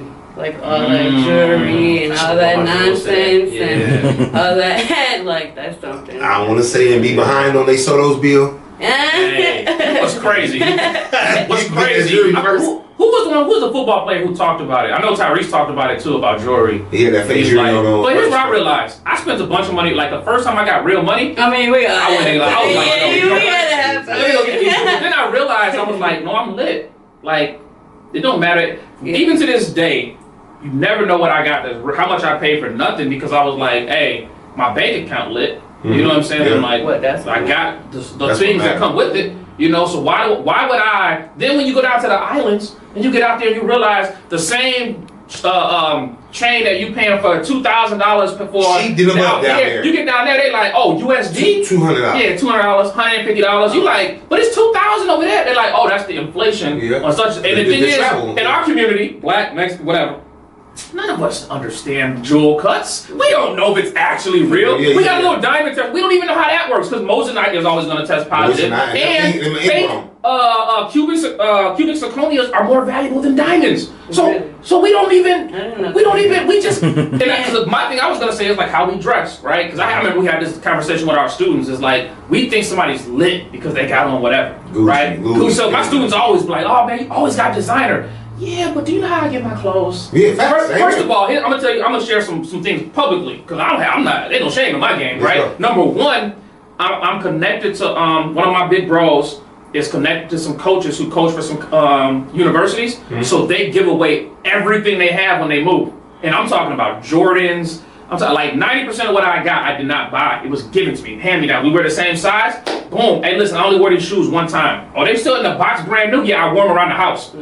Cool, for me, they brand new. You know what I'm saying? So that it looks a certain way. People think, oh, he's super lit. No, I didn't buy none of that, right? Then on top of that, I got a bunch of designer stuff, but I got a plug. And my plug, like I remember we went to Louis store one time, and I was like, is that the purse I bought my wife in that joint, $5,400? And if I told you what I paid for it to get it, I'm just saying, like, I don't want to say nothing illegal on the microphone, but I'm just saying, I'm not doing that because I understand fiscally and financially it don't make sense. That's not a good investment. Because I'm not about to turn around and flip that purse. So it's not a good investment. So you can look, in the hood though, we love to look the part. You be in the, I don't understand being in the projects, but you got Louis on. You in the projects with Gucci. You in the projects. You know, on the bus. Oh my God. You know what else crazy? Y'all know what else crazy? Walmart, I don't know if y'all heard about this. You can Google it. Walmart came out with what they call working bags. WIRKIN. They not Birkin. Not Birkin. Not Birkin. But here's the thing. The working bags sold out almost within the first hour. The same because it was the same exact same with purse. Walmart New Balances. People was wearing the crap out of these Walmart New Balances. I got Walmart New Balances. Working bag. Yeah. Hey man, $500 for a working bag. So you got 2 bands on you. You gonna tell your girl, hey, listen, every quarter I'm getting you a bag. You know what I'm saying? And it's the working bag because it's the exact same bag as the Birkin. The only difference is Walmart produced the same material, everything. But it's called working bag, not a Birkin like bag. super deep when we have these good topics because they have to. These holidays, when we all go out spending a lot of money on Christmas, a lot of money on these different days, go buy a lot of candy on Easter. We go do all these things to get spend and keep the economy flowing with our money. Some people don't spend and buy that stuff and got that money just sitting saved up. But then they have to promote and throw all this promotion in our face through AI and everything to make us desire this stuff to keep the funds circulating throughout the. DC, can I go there? We got time for me to go there? All right, you an artist. Join in, sis. Join in on this conversation. I brought this up every podcast. I'm scared. Alright, so look, I told DC right now, because I used to battle rap, y'all know it. Back in the day, I used to battle rap. I shut down your top rock for MCs, it's cool. It's still on YouTube. You can go watch the old videos, alright? Man, you who's fire? You can watch the old videos, alright? So I'm just saying. Zen is still one of the goats. No, Zen is, me and Zen. I mean, that's why I said Zen was like, yeah, we back-to-back stuff. You know, me and Zen put out to do a 2-on-2. Nobody would take up the challenge though. They was like, we wanted to, but nobody wanted to take up the challenge. But Zen was there. Me and Zen, man, we like family. But anyway, so check this out with music, right? There's an app I found called Suno. SUNO. It's on my phone. Yeah. You probably heard about it, right? It's on my phone. Right, let me see where we at. All right. It's on my phone right now. I still got it. So I told DC, I was like, I heard about this app. I was like, I'm gonna play with it. So I took some bars from little, I got writing groups or whatever. So I took some bars that I had wrote and I put it in the app. And then when I tried to put it in, it popped out a song in 30 seconds. But the song was hard, so I was like, wait a second, this is crazy. Because I'm thinking about going to the studio, laying down tracks, Don't do it, punching, buying the beats, all Original that. creativity is what we need. Hold on, wait, hold on, it's about to get funky. Hold on. Let's go. So then I was like, well, wait a second, because I'm a songwriter and I write, but I haven't really had no desire to like go perform nothing. I just write and I'm nice. Like, not to toot my own horn, but I'm nice. Toot, toot. You know what I'm saying? Like, yeah, shout out to me. So I put a whole song in there and the song was bananas. So I was like, DC, listen to this. So then I started like just writing songs and putting them in the app, right? Because it spit out a song for you. But if you're a writer, you know how to structure a song. You know how to put your hook, your bridge, your verses, you know, like your drops, you know how to put your ad-lib, like everything, right? So you can structure out whole songs. So like, it's crazy. So here's what happened. Then on top of that, I started playing, like I would do Ubers. And I was like, I'm gonna have people jump in the Uber and I'm just gonna play the music. And every person was like, yo, that's crazy, I need that. Like, that's fire. So I was like, yo, something, so this is my prediction. I'm gonna let y'all jump in on this, right? Mm-hmm. What's about to happen, because I don't know if y'all know, Timberland signed an AI artist, right, for like $100 million contract. And then Warner Brothers purchased Suno because they tried to sue them, but they couldn't. Because Suno, all the top producers are using it because the work you used to have to do back in the day. Where do you think we're going with this? What's up? I'm about to tell you where we're going with it. What's happening already, which you probably don't know, is artificial intelligence, artificial intelligence, if you want an instrumental, I could make you 50 instrumentals in the next hour, right? Cold. Like, not weak stuff. I'm talking about stuff that sound like what's on the radio. Mm-hmm. So what's happening with AI music is going to be, is this what's already happening. AI music is going to be the wave, because y'all know that Demon Pop, that K-Hunter, what is it, K-Pop Demon Hunter was the #1 song on Billboard for like a month or two. Taylor Swift came out, took the top 12 spots, and then for the first time in the history of music, that song came back to #1. But it's AI. It's not real people. It's just AI. What's happening right now is the people who can write songs through AI is going to dominate every genre of music. My prediction is, what's going to happen is, because AI is perfect, right? When you write a song, AI don't miss a note. Like, but the human imperfection is like you hit a high note and like your voice cracks, or you're not a perfect like A minor, A minor, A minor. I you know what I'm don't want to saying? hear nobody perfect. Listen, though. but here's the thing: no, human beings don't, but we do until we don't, right? Because what's going to happen is the music you're hearing on the radio right now is AI. You don't know. We could, Beanie Siegel, for example. Beanie Siegel, I'm ready. He messed his voice up. He can't rap the same way. But he used the AI, he programmed his old voice into the AI. He's working on the album right now. It's gonna sound like the old Beans. He's gonna rap it. He's gonna put the bars in there.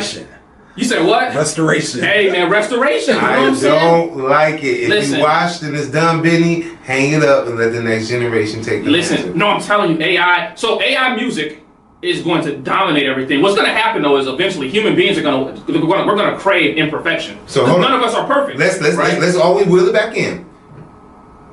What's his name for the be a trillionaire? Oh, Elon Musk. This is why. Because they like but I'm saying they want the world to be robots. Go back to Demolition Man. I don't want to go back to iRobots. I just said at the beginning of the podcast is these people would never understand that it's 80s and the 90s where we had the best of all the worlds. The 2000s, we all are watching them play the video games in the room, listening to AI. Yeah, no more. Nobody have critical thinking anymore. No, that's true. We taking away people. Like right now, you can go to a register right now, and they can be like, your meal is $24.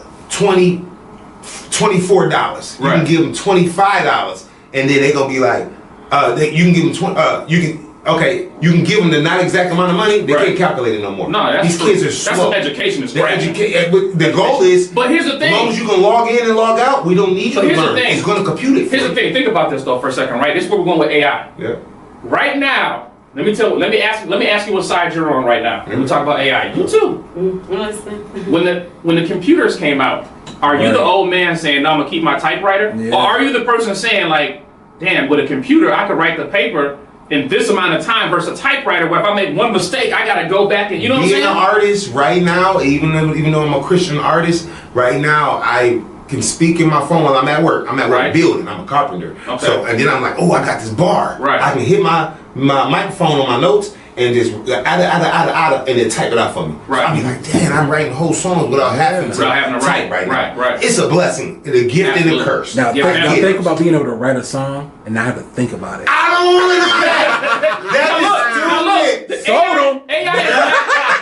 AI is not good enough yet. No, but listen, I'm like an old doctor. The doctors, when we first, they had that, when you go outside the doctor, you used to have that file on the side of your bedroom in the doctor's office. And you used to have to get the manila envelope and look through their file. Yeah. Now the doctors have to go in there and log into that computer right Put there. your name in. They badge on there. And some of them were so reluctant. Lawyers were so reluctant to get rid of all that paperwork. I do understand we saving trees. I do understand the lack of paperwork we got to carry. I agree with that.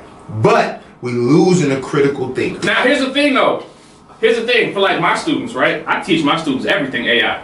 Because me and DC just did a 7-hour workshop on AI. How to do everything all the way down to get $1 million board for your business without having to spend the money, right? We teach everything Bring back AI. the popsicle sticks and beads. Here's the thing though.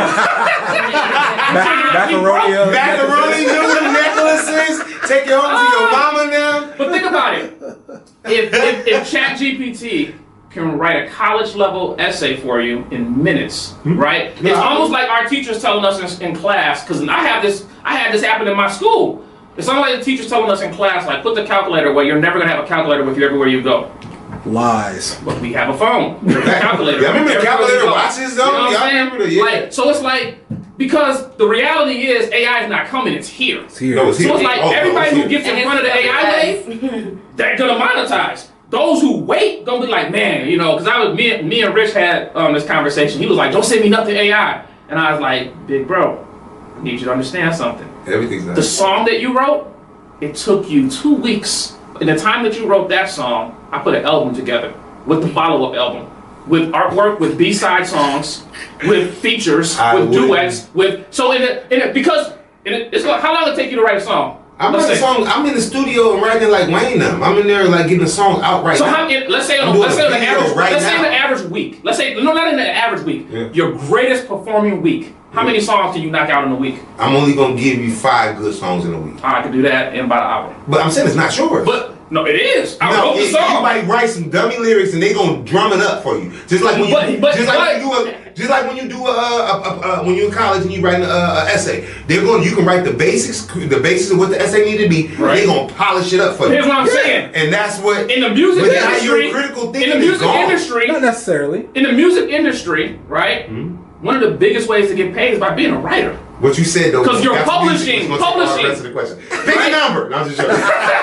Publishing, right? Publishing is huge. Because like Lil Wayne don't write, right? Jay-Z don't write. They just walk in the booth. They just do whatever they do. That's what right? I believe. But if you're a writer, because the girl who got signed to Timberland is a writer. That's all she do is write. But there's the powers that be. When you listen to music right now, most of these hits, even from super mainstream artists, come from the writers that go out to Italy and London. Right now. And they write about a whole But here's bunch the thing of though. yeah. Right now, AI hasn't caught up to like satire, real human, like metaphors and similes. Like when AI writes like bars and stuff, you can tell it's trash, right? Yeah. AI is not there yet where it understands the complexity of As long humans, as we keep on right? paying attention to our snacks and our we apps keep and our feeding FaceTime. it every day. So think It's about driving it. me nuts. This is what's crazy. The reason Suno got sued is because Suno produced a beat in a song that was nearly identical to a song that was already out. Voice inflections, everything. So it's like you hear J. Cole, it sounds almost identical, but the AI is smart enough to remove just the right amount of notes, just the right amount of drums that you can't take it to court and be like, oh, this is copyright infringement, because the AI so it can produce that. Then on top of that, I don't know if y'all heard this or not. You are super infatuated with AI. I am because I'm with you. listen, one more thing. He is telling us like AI works like this. Listen, you can be on a toilet, you can be booing. Because I'm just learning this stuff. Like, it's That's right. crazy. Like, I only got this app like 2 or 3 weeks ago, 4 weeks ago, That maybe is a month. crazy. I just learned about this stuff, so I'm like, here's another My thing. guys I are know. musicians, so they all are posting it. Like It's a guy who I think he used Suno, right? Mm-hmm. He created a song with Drake featuring The Weeknd. That's garbage. Which they have beef, so everybody thought when he posted the song, everybody was like, "Oh, they made up." That's garbage. And the song. Stop but here's the thing, fooling though. me, Here's man. the thing, though. He said, The "Stop song went crazy, but he made a few $100,000, and then UMG told him to take it down. They forced him to take it down. He took it down, but once it's on the internet, it's on the internet. Yeah. Everybody took the song and Yeah. reposted it. Yeah. But here's the thing. I was like, "Yo, that's crazy. Let me go hear the song." When you hear the song, It's fine. you can't tell me that's not Drake. I mean, I'm telling you what I'm right saying? now, I Like, get it. It's the like weekend, like the drug weekend, like when he was a Don't drug. Like that nobody weekend. want to hear that, man. They do though. He is feeding into everything that's being spoon fed to him and given to him. Microwave generation, Burger King, have it your way. True. Everybody want it right now, and everybody want it their way. There's That's no true. more working processor. The kids right now can't ride a bike. No. We was riding bikes outside. Hold on, Like, you know why? wasn't You know why kids can't ride a bike? Why? Because they don't need to ride a bike. They don't. What? Hold on, let me finish. They got They don't. motorized They don't. I know, that's what I'm saying. They got scooters and they got Uber. You know what I'm saying? Kids got Uber apps and ride. That's what I'm saying. So Yes. it's not a necessity. Riding a bike used to be a necessity. What I'm afraid of is that blacks and other minorities are going to get left behind in this wave because we're stuck in that old way of thinking. It reminds me of my favorite folktale, which is John Henry. John, that's you a know good what I'm saying? Yeah. John, when the steam engine came, and it was like we can get through this. Gotta preach, Doc. We can Yes, sir. get through. Okay, hold on now. Hold on. Yes, sir. Gotta preach, Doc. Go ahead, Doc. Let me bring it in. So Bring it on. the steam engine, they were like, we can get through this mountain quicker than men. You know what I'm saying? John Henry said, no, you can't. So John Henry took 2 sledgehammers. You know what I'm saying? Yes, sir. You know, and got to work. He ended up beating the steam engine, but he died doing it. His heart exploded. Ouch. The steam Gotta engine, preach, Doc. the steam engine is still here. You have to take if you don't want AI to be watered down, then you better go give it some flavor. You know what I'm saying? Because if you learn how to wield the tool that is coming, you wield what's going to happen in the future.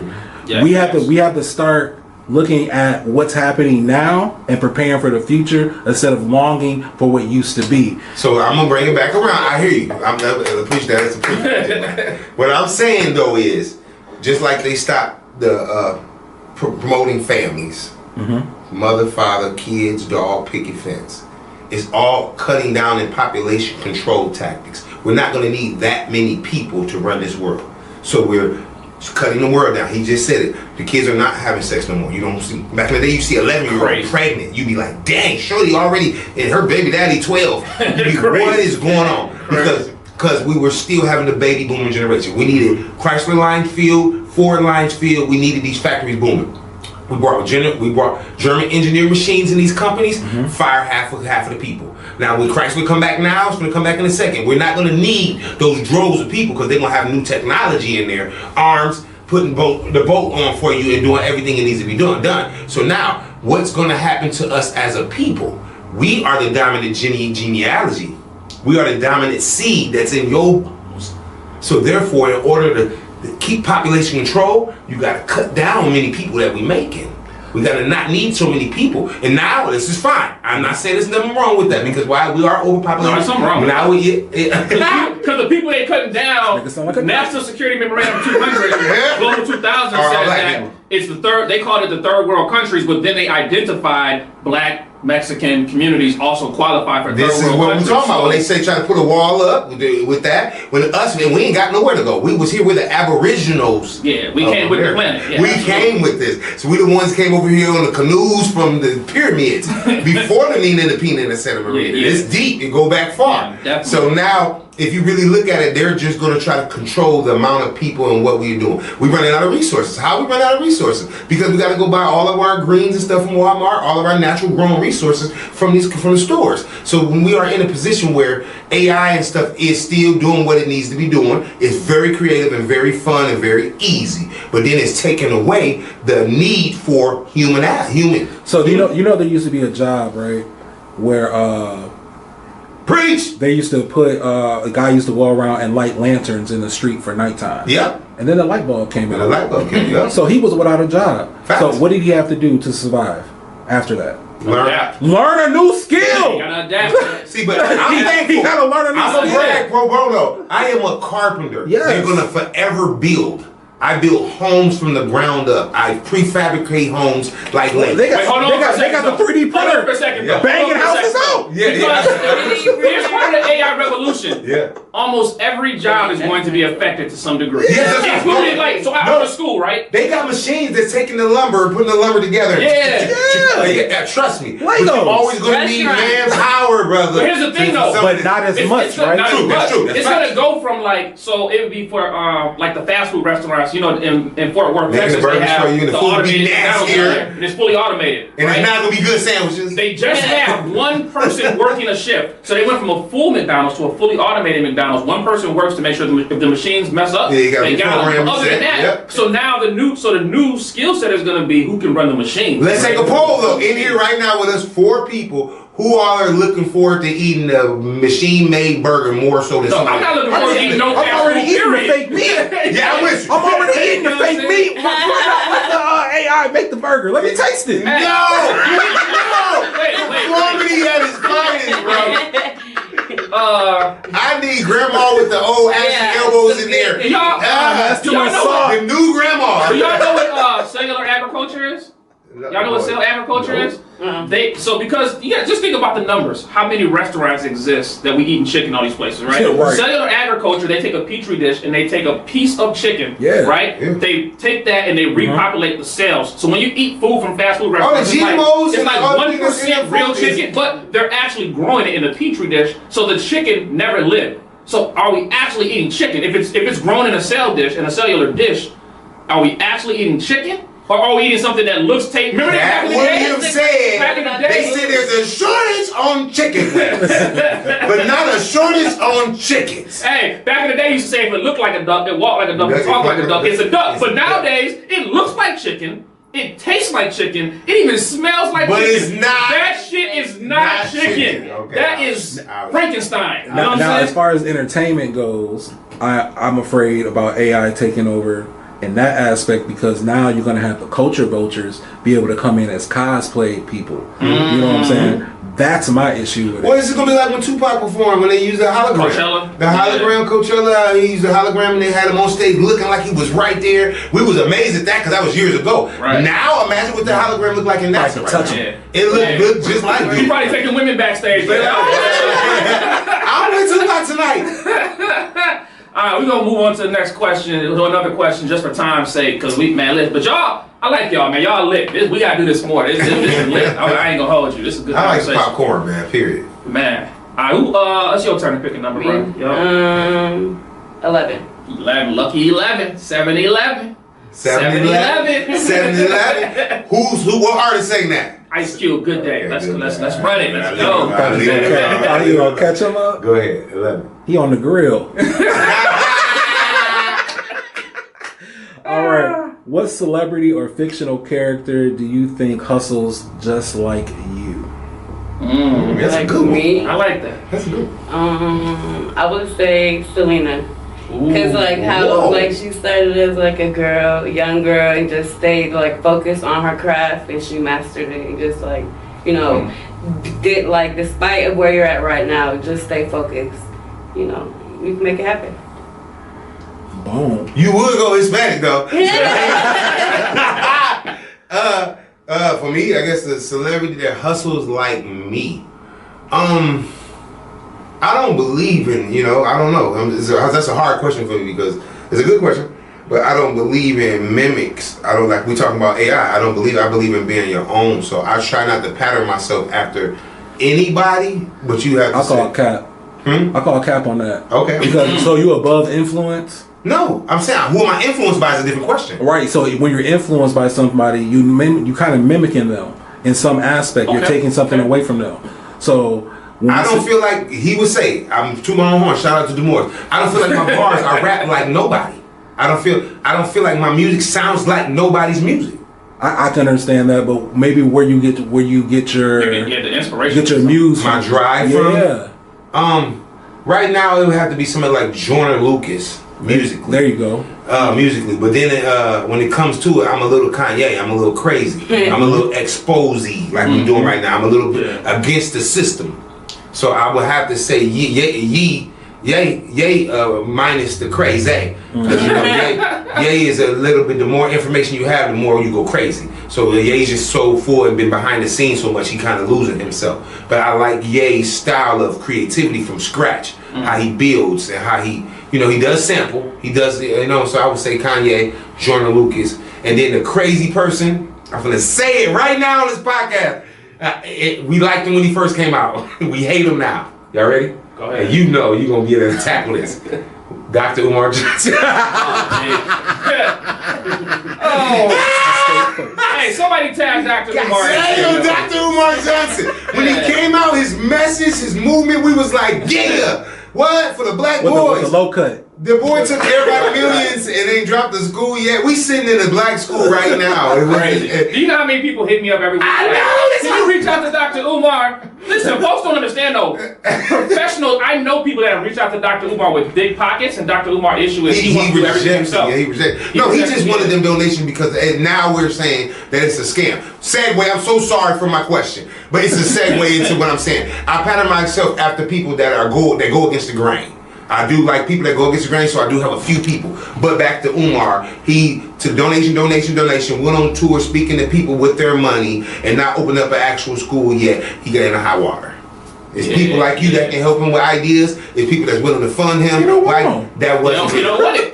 He doesn't. You know what I'm saying? Yeah. Donation. So donation. Hit the cash app. Donation. Hit the cash app. Prince of Pan-Africanism. Donation. $ Demorris 815. Why did I say that? Because it's my real cash app. Hit the cash app. $ Demorris 815. Donations.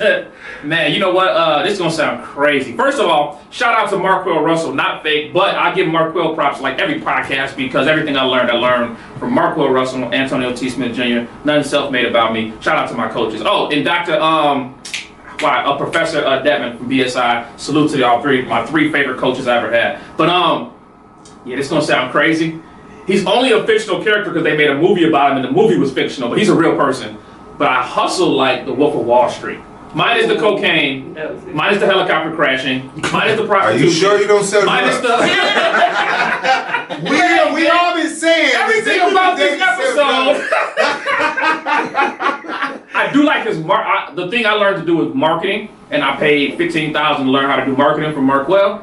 And the Wolf of Wall Street marketing, like the actual person, is genius level type stuff he was doing. Now, of course, he, you know, if you see the movie, you kind of got an idea what happened, where he went wrong. But before he spiraled out of control, like his marketing stuff was crazy. Yeah, and so, you know what I'm saying, like marketing, everything is marketing.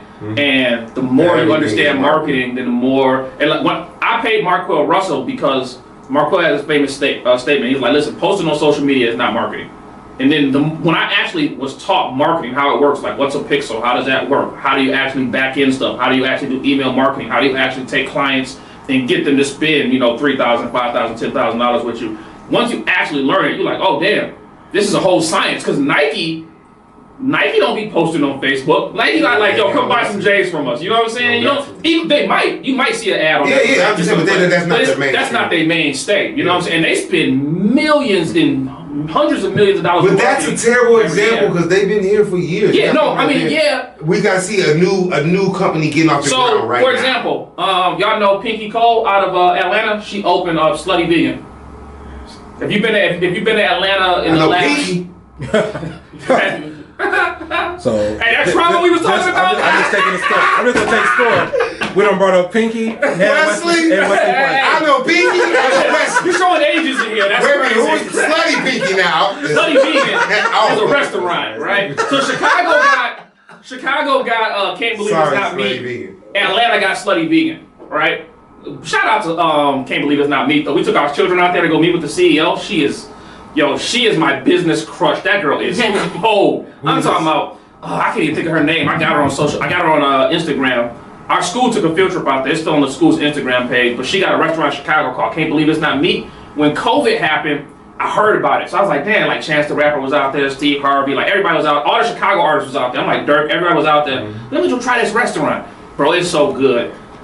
I probably spent about $1,000 there in maybe like a month and a half. What is it? It's vegan food. It's vegan food, but it's made like like pizza. Are you? Like regular food? No, not at all. Okay, so Not even, I was vegetarian. I got a question for you when y'all let me get rid of it. Let me ask a question to you. Oh yeah, no, go ahead. And Slutty Vegan is the same way. You can go, but Slutty Vegan marketing is crazy. It's like you can get a hooker sub, you can get like a it's called like a blow john or something like that. And but it's like the sandwich names. God. It's all like sex related, but the But do you see where the world is going right now? Look at it, like it's Hey, perverted. but the food is fire. This is the question I have to ask you now. Go ahead. How important? This is for you two. Okay.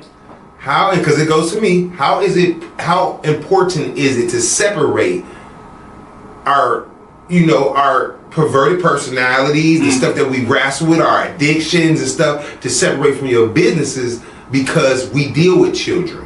Oh, 1,000%. No. Ain't no Epstein Islands over here. So What how hard is 1,000%? it to have convinced parents to develop trust with you, to drop their kids off to you, to allow you to work with their children, and there may be some stuff in your personality that they witness. They may see it in some of our posts. They may see it in some of my lifestyle acts. They be like, Demorris used to smoke all the weed. You want me to teach you want me to let my son teach my son how to play drums? And I know he has this background. That's just an example. Yeah. I come from a different background, so how important it is for us to separate that fine line So you about to tackle of being a leader in the community and then still being normal. I got you. Go ahead. In LA, you can just be a wild 100 and still, but locally, Rockford is a judgmental city like a mother. It is, and being a person who has been judged based off of like political actions and even some personal things, you just got to be like, your customers are your customers. You know what I'm saying? That we have to start respecting the customer's right to shop with you and not shop with you. That's true. You know what I'm saying? So if that customer says, I don't want my child to be taught by Dinesh because he's -X, because he's political, so be it. You know what I'm saying? So be it. You're not my audience. You know what I'm saying? You have to know who your audience is. Now I will say that your business needs to have its own personal identity, because your business is an entity, which is like a person. You know what I'm saying? They gotta pay taxes on that. You know what I'm saying? They have its own social security number, EIN. You know what I'm saying? It's its own person and identity. So therefore, that's why marketing, advertising is very important, so that you can develop your business own separate persona outside of just yourself. True story. I agree with that, and I'll add in too. One of the things that we do, our product is unmatched. Our school has some of the best numbers in the state. So, and here's the thing, we don't have the money and resources that public schools have. Fact. But if you put our students up against, not just put our students up against other students from other schools, put our students up against adults. Oh, UT set to this. Yeah. Now here's the thing. I'm blue. Here's the thing, So right? you feel like dinosaurs didn't never... I don't feel like it. Oh, you I have the see- science. Oh. I got it. I'm not saying I believe in it either. Yeah, I I'm not Here's saying. here's what most people don't know. It's just a theory. And most of us, we were taught so much bullshit in school that we took it hook, line, and sinker, right? Facts. Now here's what His story, not our story. yeah, because the people that taught us that, they haven't been on the planet that long. And so there's these, the Willie Lynch letter, which we don't know if it's real or not. It talks about these vacuums of history got to be made up in order to keep people slaves. Yeah. So you got to make these imaginary things up. So yes, in our school we teach. Not only You do we walking teach a it. thin line, Oh, I brother. love it. Listen, if you're watching the pod and you want this smoke, not just with me, Drop the you line. see our babies. If you feeling froggy, and they'll fry your ass up. We out here. Our babies. I feel like my assholes now. Not me.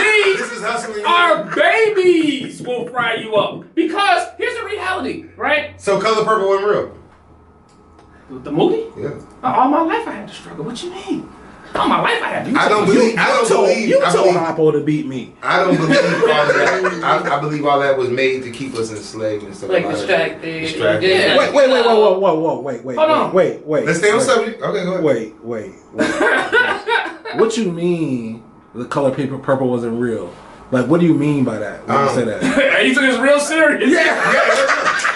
I'm saying. hold on. What I'm you saying those are reenactments and believable stories of what they said how history was. A lot of us weren't forced into slavery. It was all called joint servitude. We all volunteered our lands and our homes to sharecrop. And then the peace treaties were broken. Well, and they hold on. Yeah. Sharecropping came after slavery. Yeah, that was Reconstruction. Yeah, that's Reconstruction. I get it. So I'm kind of confused. What you mean the color purple wasn't real? I'm saying we all did not get off the ships. We were transferred here off of on boats. Okay, not we all all. weren't brought here. Okay, I agree with that. So when the story of the beginning of the movie, when they say we got brought over here on these boats and stuck up under there and sold on these so none of that. It didn't happen or didn't happen how we learned it. It didn't happen at all. It didn't happen at all. It didn't happen how we learned it. A few people, a few Africans,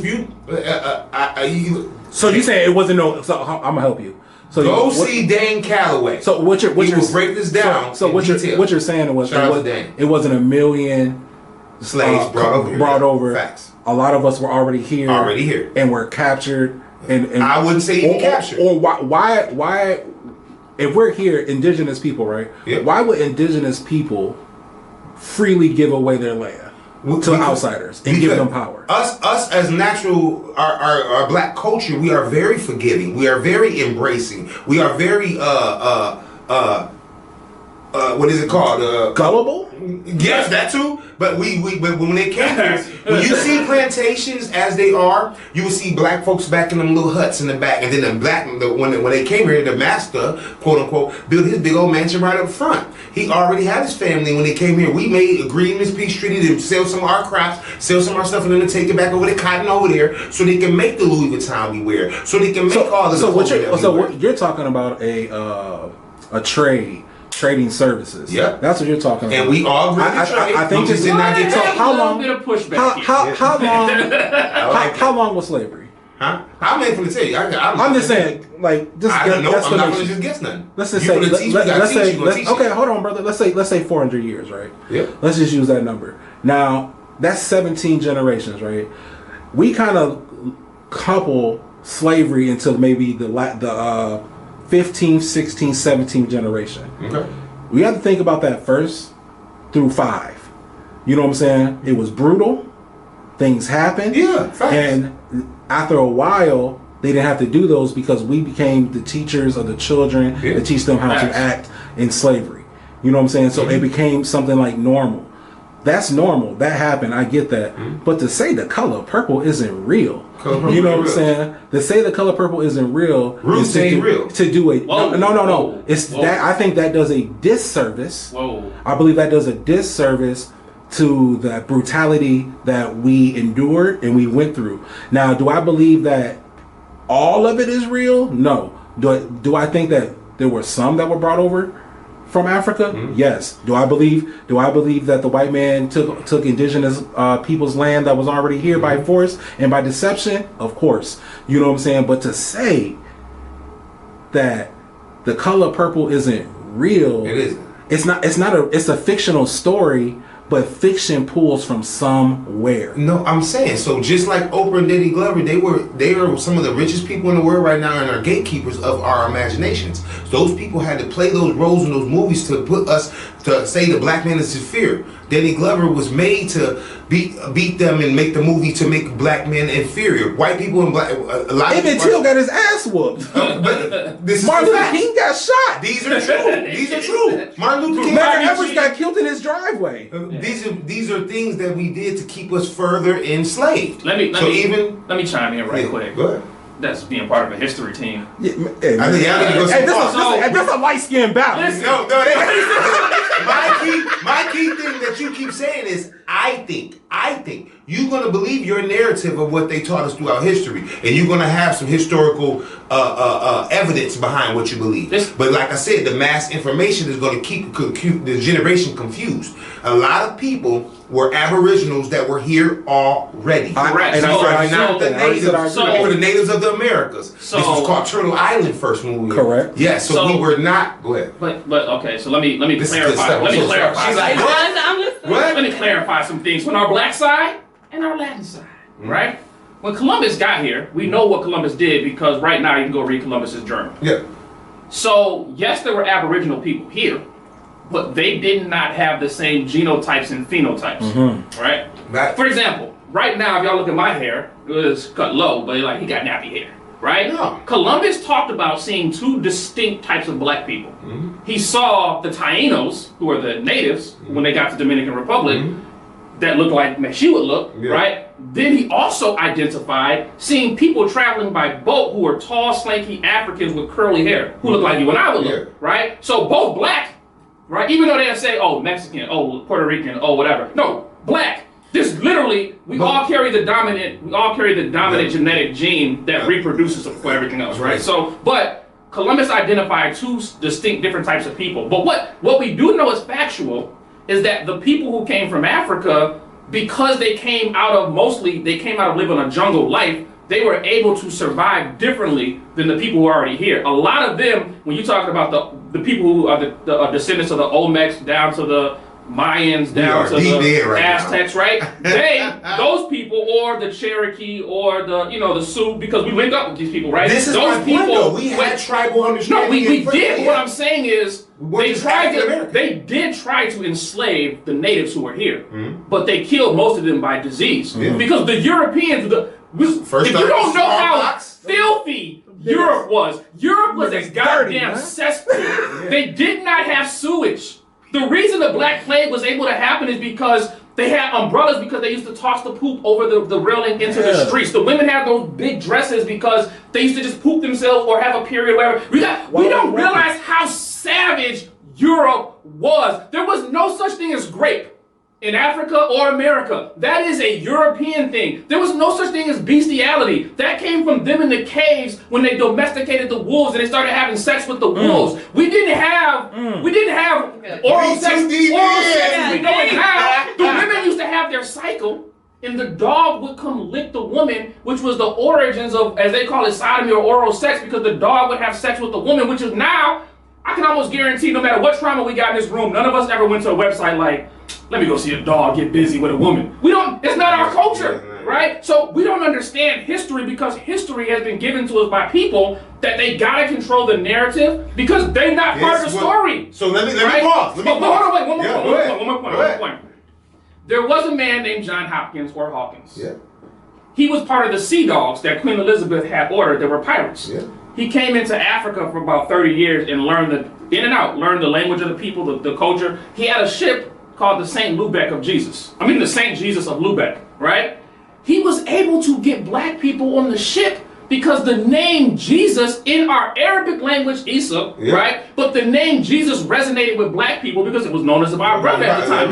Not the Jesus stuff that they gave us, like that the Klan had, right? Yeah. But Jesus is a righteous name. Like, we recognize, which is why black people are spiritual now. We've always been spiritual, right? But they use that to get us on a boat. But they make it seem like, and here's the reason why the numbers, people were like, that many black people couldn't have came. The first slaves who came here didn't come here willingly. They fought. They had to take the babies and kill the adults. In the beginning of the slave trade, most of the people that they were getting, they were only taking the babies and killing the parents. So millions of us died in war because they got tribe against tribe, and then they killed parents and only took the babies. Because if it's your child, think about you. If it's your child, and somebody come tell your child, hey, listen, no, your daddy ain't this and that, this way. You're going to teach your child about what he need to be, whatever he need to be. I want to commend you right now, because when you watch a podcast, people talk so slow, and you don't even want to hear this crap. You're able to break it down in a fast amount of time and explain it thoroughly. That's the NOI. So that's what I do understand. What I appreciate what we're doing within this, because we are dragging subjects, but we are getting them out quick and fast. So I do like that.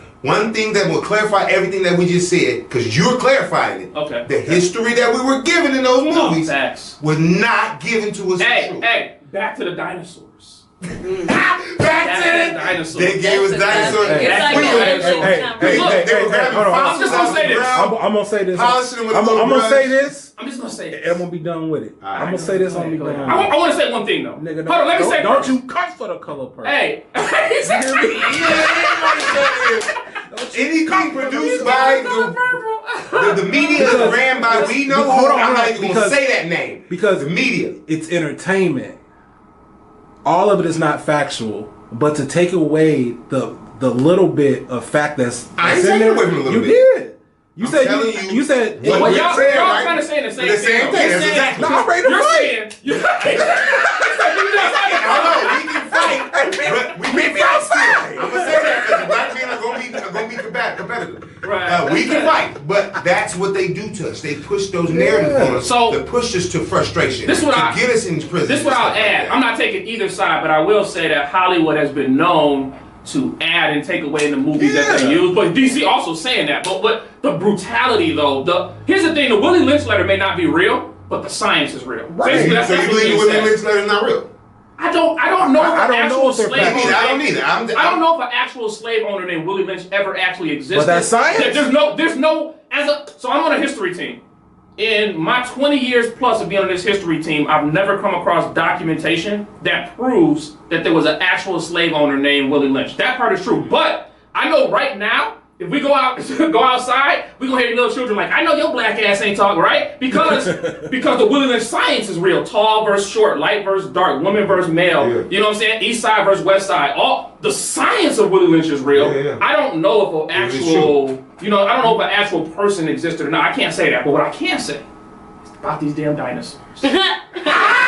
He's right back around like a true comedian. This is what I can shit. tell you about, these dinosaurs. I'm gonna leave it at this though, because this episode I'm not about to go into proving it because folks gotta do research or I'm gonna bring my babies on. We I'm done gonna say this, literally though. talk like 5 different kind of podcasts on one. These are 5 It's different- unscripted. It's Yeah. unscripted, All right, right? let's go. So I'm gonna say this is what I'll say though.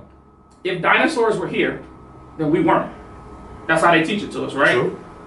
But they found some bones called Zinjanthropus.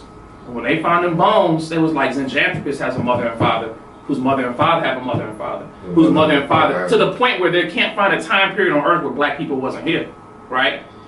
But they come up with this thing called dinosaurs. Like there were no people, there were dinosaurs. Do you know? Just look this fact up. Do you know the mathematical impossibility of all life being wiped out on the planet and restarting? Just that's not even none of the science to disprove dinosaurs. Just the stuff. Do you know that for you to be born was 1 in 400 trillion? Just for you. Just for you to be born. Let 400 trillion alone what? the mathematical to the power 400 trillion what? impossibility, because them sperm cells, only one get to the I was egg. waiting to get right? that, yeah. Only one's gonna make it to the egg. You might be the first sperm cell there, you might not qualify. Yeah. It's like being on Pop the Balloon, right? You get there, and they pop the I'm dead. And I love watching Pop the Balloon. Hey, you get that, The and real you're not the one, right? Yeah. Only that one sperm cell. So the odds of just you being born are phenomenally insane. We talking about life on the planet being wiped out and restarting. Impossible.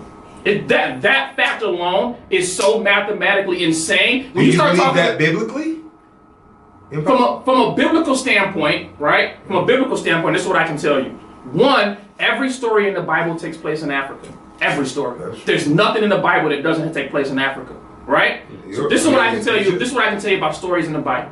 This is what I can tell you. Did a flood happen? Do floods happen? Yes. But we know that the total area of land and water on the planet Earth is 196,940,000 square miles of land and water. There's 57,255,000 square miles of land and 139,685,000 square miles of water. There's not enough water to flood the entire Earth, right? Scientifically and mathematically, there's just not enough. But does that mean a flood didn't happen? No. It doesn't mean a But flood the Bible didn't is happen, a science right? that can't be explained. Now here's the thing. Hold on. I'm ready. Hold on. I was like, Because now look, I read the cage all the time. I speak pure, fluent Christian theology from my Christian brothers. I never take it outside of the Bible because that's where you at, right? And I really don't care what whatever somebody believes is, that's what we're talking. Yeah, You're big Buddhist, fact, big we facts, talk Buddhist. big facts. Muslim, we talk As long as you Muslim, stand for something, right? for real. Right. So, biblically, if all those stories took place in Africa, there's one other factor that we got to consider. Is that a lot of the stuff that let me back up before I say that. In the Quran, they talked about these cities that Allah destroyed, and it was like everybody's belief was that this was just allegory until they started excavating stuff and they found one of the cities that literally matched what was in the Quran. So it was like, damn, some of these stories could have been legit. So I can't say for a fact whether Abraham existed or not. I can't say. I can tell you that there's no history of a man in Rome 2,000 years ago going around doing what they said Jesus did. But there is history of a Jesus in Rome. It's just the story that's biblical and the story that's historical don't match up. right? I understand. That's right. True. So I can't tell you. I can't I don't arrogate believe to nobody's just gonna sit right here and denounce or. Yeah, I'm not gonna arrogate to you like I know, because as being part of a history team. That's what Demorris trying to do about color purple. You still on that? Come at the color. They ain't still talking about color purple. Talking about color But I will red. say this, Granny though. love color purple. I will say My this. mama love color purple. I love color purple. I love I color will purple. say this though, right? All my religious brothers, especially like the Hebrews, they be jumping on this, right? They When you be start tweaking. studying the history of the Bible, how it's put together, the Bible's not a complete book, right? It's 66 books that they put together. The Apocrypha had extra books put to it, but there was over 3,000 manuscripts that they had to choose from at the Council of Nicaea. Of those 3,000, those 66 books came. And today, we don't know the authors of those books, where they came from. A lot of it doesn't make sense, right? For example, Moses dies in the book, and then he continues to tell the story, but he's dead, right? So there's a lot of stuff in the book that we don't understand. When the 12 disciples and the scrolls, they followed Jesus. A lot of stuff. I've heard different Christian scholars argue about like what's real and what's not real. Like the one book, it's like the Book of Maccabees or something. They're like, oh, That's in the Apocrypha. that's in the Apocrypha, but they found stuff that disqualified. I never read the Apocrypha. I don't know. So, but and I that's can hear a lot of us haven't. There's a whole lot. You know what I'm saying? So I don't mean to go religious. Like I said, I'm just always gonna stand on it. in a religious sense. Not sense, religious, but even spiritual. I'm gonna tell you this though. This is what I will stand on. The story in the Bible of a people who went into slavery for 400 years. That story in Egypt has the best kept records of history in the world. When you get to Egypt, when you get to Cairo, and you get to the pyramid, they have the best kept records of history in the world. In the 70s, I want to say it was President Anwar Sadat was on TV with Walter Cronkite.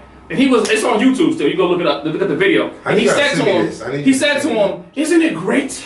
He was like arrogant about it, that the people who once were slaves here can now come with their former slave masters and come together. And President Anwar Sadat was like, no, that never happened. He was like, no people have ever been slaves in Egypt, because Egypt means a land of bondage. But that Egypt in Africa has never had slaves. America has slaves. So that whole story of people going into bondage for 400 years, we know for a fact from 1555. You said the story of Pharaoh. The story of Pharaoh, we know for a fact from 1555 with John Hopkins and the St. Lubeck of Jesus to 1955 is 400 years. We know that for a fact. What we don't know for any fact is that there never was. What we do know for a fact is there never was slaves in Egypt. To be continued. So that story. I do my homework. I got that story.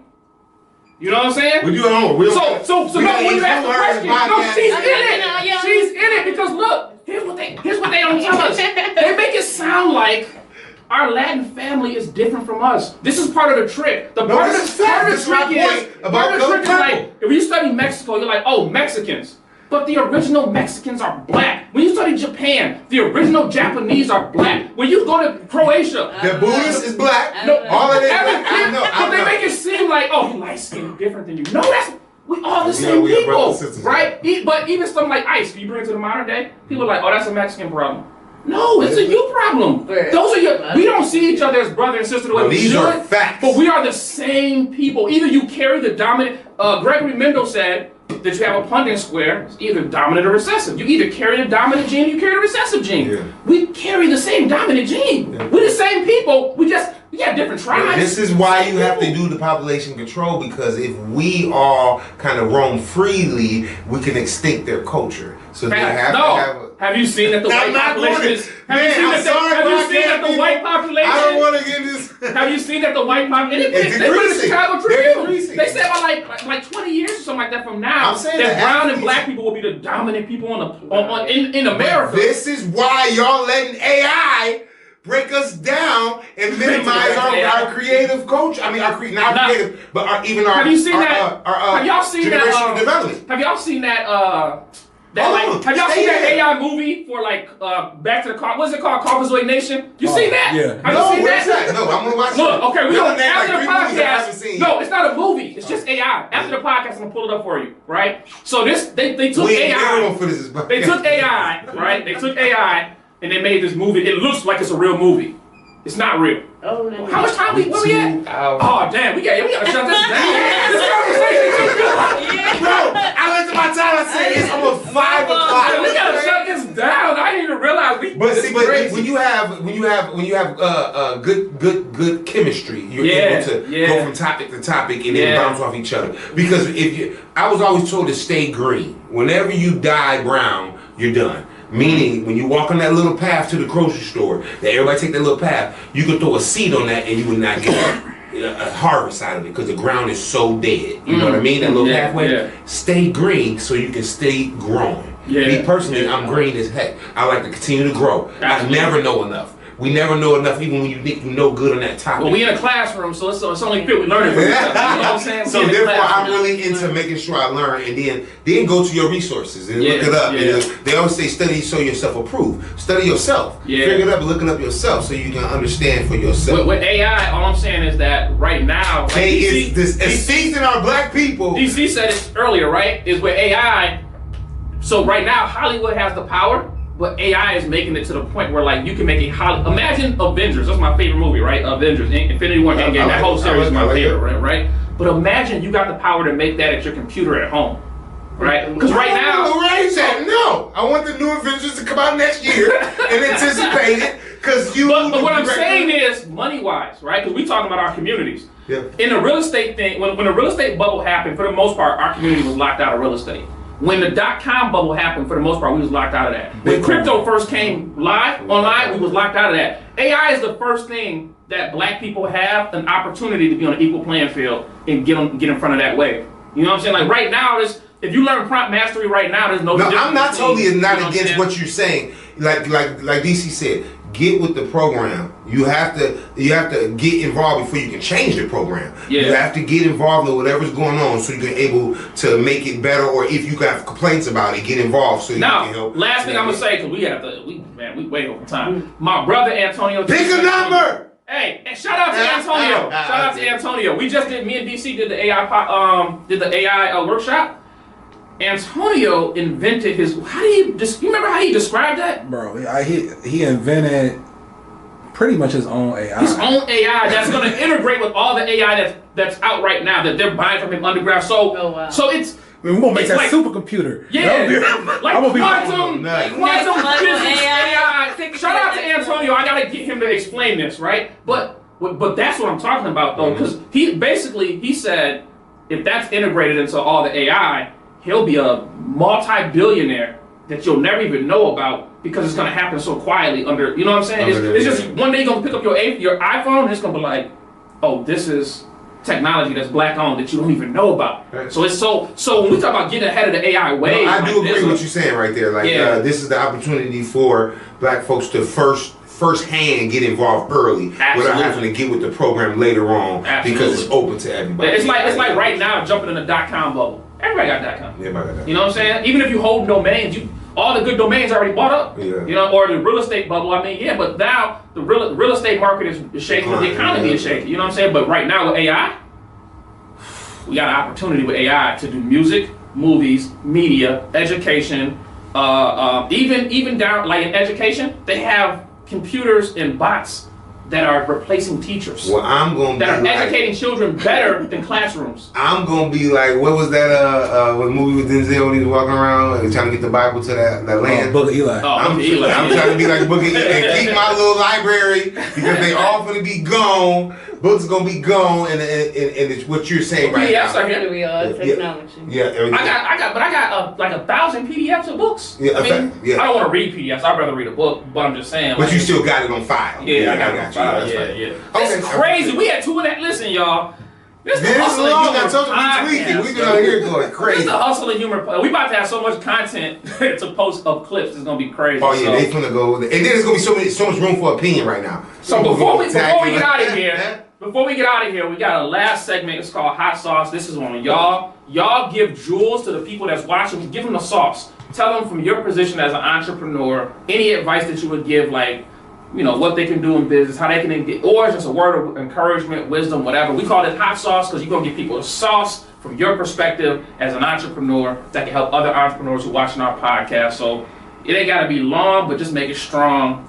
Just some advice you would give, you know what I'm saying, for people that may just now be getting into the entrepreneur game or they may be experiencing problems that you maybe overcame.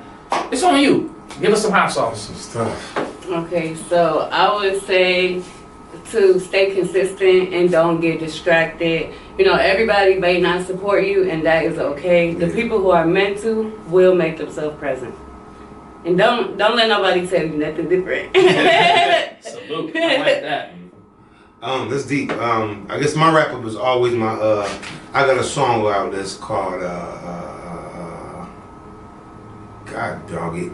I got so many songs. I told you he old, man. I'm saying y'all got my mind going a million miles an hour. Like I'm ready to go. First of all, when you pour out like you're pouring out right now, you gotta go refill your tank. Oh yeah. You gotta go sit back and refill it up. So right now, I got a song that's Luke 12:48. To whom much is given, much is expected, much is required. And when we are given the gift that we have, individual, if you're walking and operating in your gift, it doesn't feel like work. If you're working and you're operating in what you feel you are called to do, or what you feel like you were chosen to do for this generation and to come, whether it's utilizing AI, whether it's utilizing your gift, whether it's still manually doing something, whether it's just, fellowshipping with people still, be consistent, like she just said, is key. But understand that you have that ability to change. Mm-hmm. You have that ability to influence, that ability to navigate people's energies and opportunities. If you have it, if you really do got it, be conscious of what you give and how you pour. Who you pour into, what you giving, what's the content of what you're doing. Can it make or break this generation or the people that you are working with? And show me a school, show me a church, show me a home without children or young development. I can show you a home, school, church without a future. That's a bar. So you need to make sure you pour into the next generation. The kids may not look like us. They may not sound like us. They may not dress like us. I might be old, but stay relevant. Keep your ear to the street, keep your ear to the music, keep your ear to the movies, keep your ear to it, so you're able to relatively relate to these next generation and then drop what jewels you have on them. So me personally, I'm giving that charismatic personality. I'm giving the swagger. I hate to say it, but I'm giving a certain look that gets me in some doors. Some people can't get in some of the doors. I'm blessed to walk in some of these doors. I sit at the table with some greats like I am right now. So when you're able to do that, be conscious of what you're doing. Be conscious of how you pour and what you're pouring into the next generation, because we matter. I believe our culture matters. I believe our families matter. I believe people that have been canceled matter. I believe you're supposed to pull your brother up instead of knock him down. There's a lot of that going on right now. People lifting off the backs of people's failures. Some people want to see you fall and they want to stand on your failures. Man, you still can be resilient. You can still come back out. You still can make it. Just understand who you are and tap into your real energy. Tap into him. Understand what to whom much is given, much is required. What you are given will require you some discipline and some responsibility. Accountability. Bow. That's the one right there. Because I haven't been very accountable in my past. I've been very shysty and sometimes because I grew up with moving fast. I grew up with shucking and driving, talking fast, and not understanding that what I can do can make or break a person. And that goes back to the guys. Guys manipulating, we make or break, and we use women to the core. Then when we get a flat tire, we be like, I don't know why I got a flat tire. I don't know why I lost somebody. I don't know why. But we be doing some things that causes us to not have the development or the effect on some things that we do because of who we are on the inside. What goes on the dark comes to the light. And I'm wrestling with that myself. Amen. Amen. Before we get out of here too, can y'all give everybody your social medias, like where they can find you at, any program, we want to promote y'all. So anything you got going on, you got websites, whatever people can do to support y'all, please give us all y'all information so we can promote y'all. Okay, so you can follow me on any social media platform at Veronica Mariahh, Mariahh with 2 H's, and I host Sipping Paints here in Rockford. I have one coming up on the 15th. So yeah, what month? Because people gonna be watching this like 2 years from now. So in December. Yeah, but they're gonna be continuously. I'm trying to do them monthly for the next year, 2026. That's what's up. Salute. Cool. My name is Demorris the Minister on all my musical platforms. Demorris the D-A Minister on every platform: Spotify, iTunes, YouTube. A lot of videos on YouTube. One shot by my boy Denez. I be working with everybody around here. Lee. I work with a lot of the guys. Jordan Fly. Shout out to all the videographers around the town and producers, Neil and all the guys I work with. But musically, I've been doing this for a long time, so just look at all of my music on every platform. Our social media platforms, I'm Demorris Flannigan, Facebook, Demorris Nuce, Nuce Flannigan. And, you know, you can be able to just kind of follow what I do, and I do a lot of positive stuff. I'll be pushing P. Positivity, gospel karaoke. Glad you cleaned that up. The right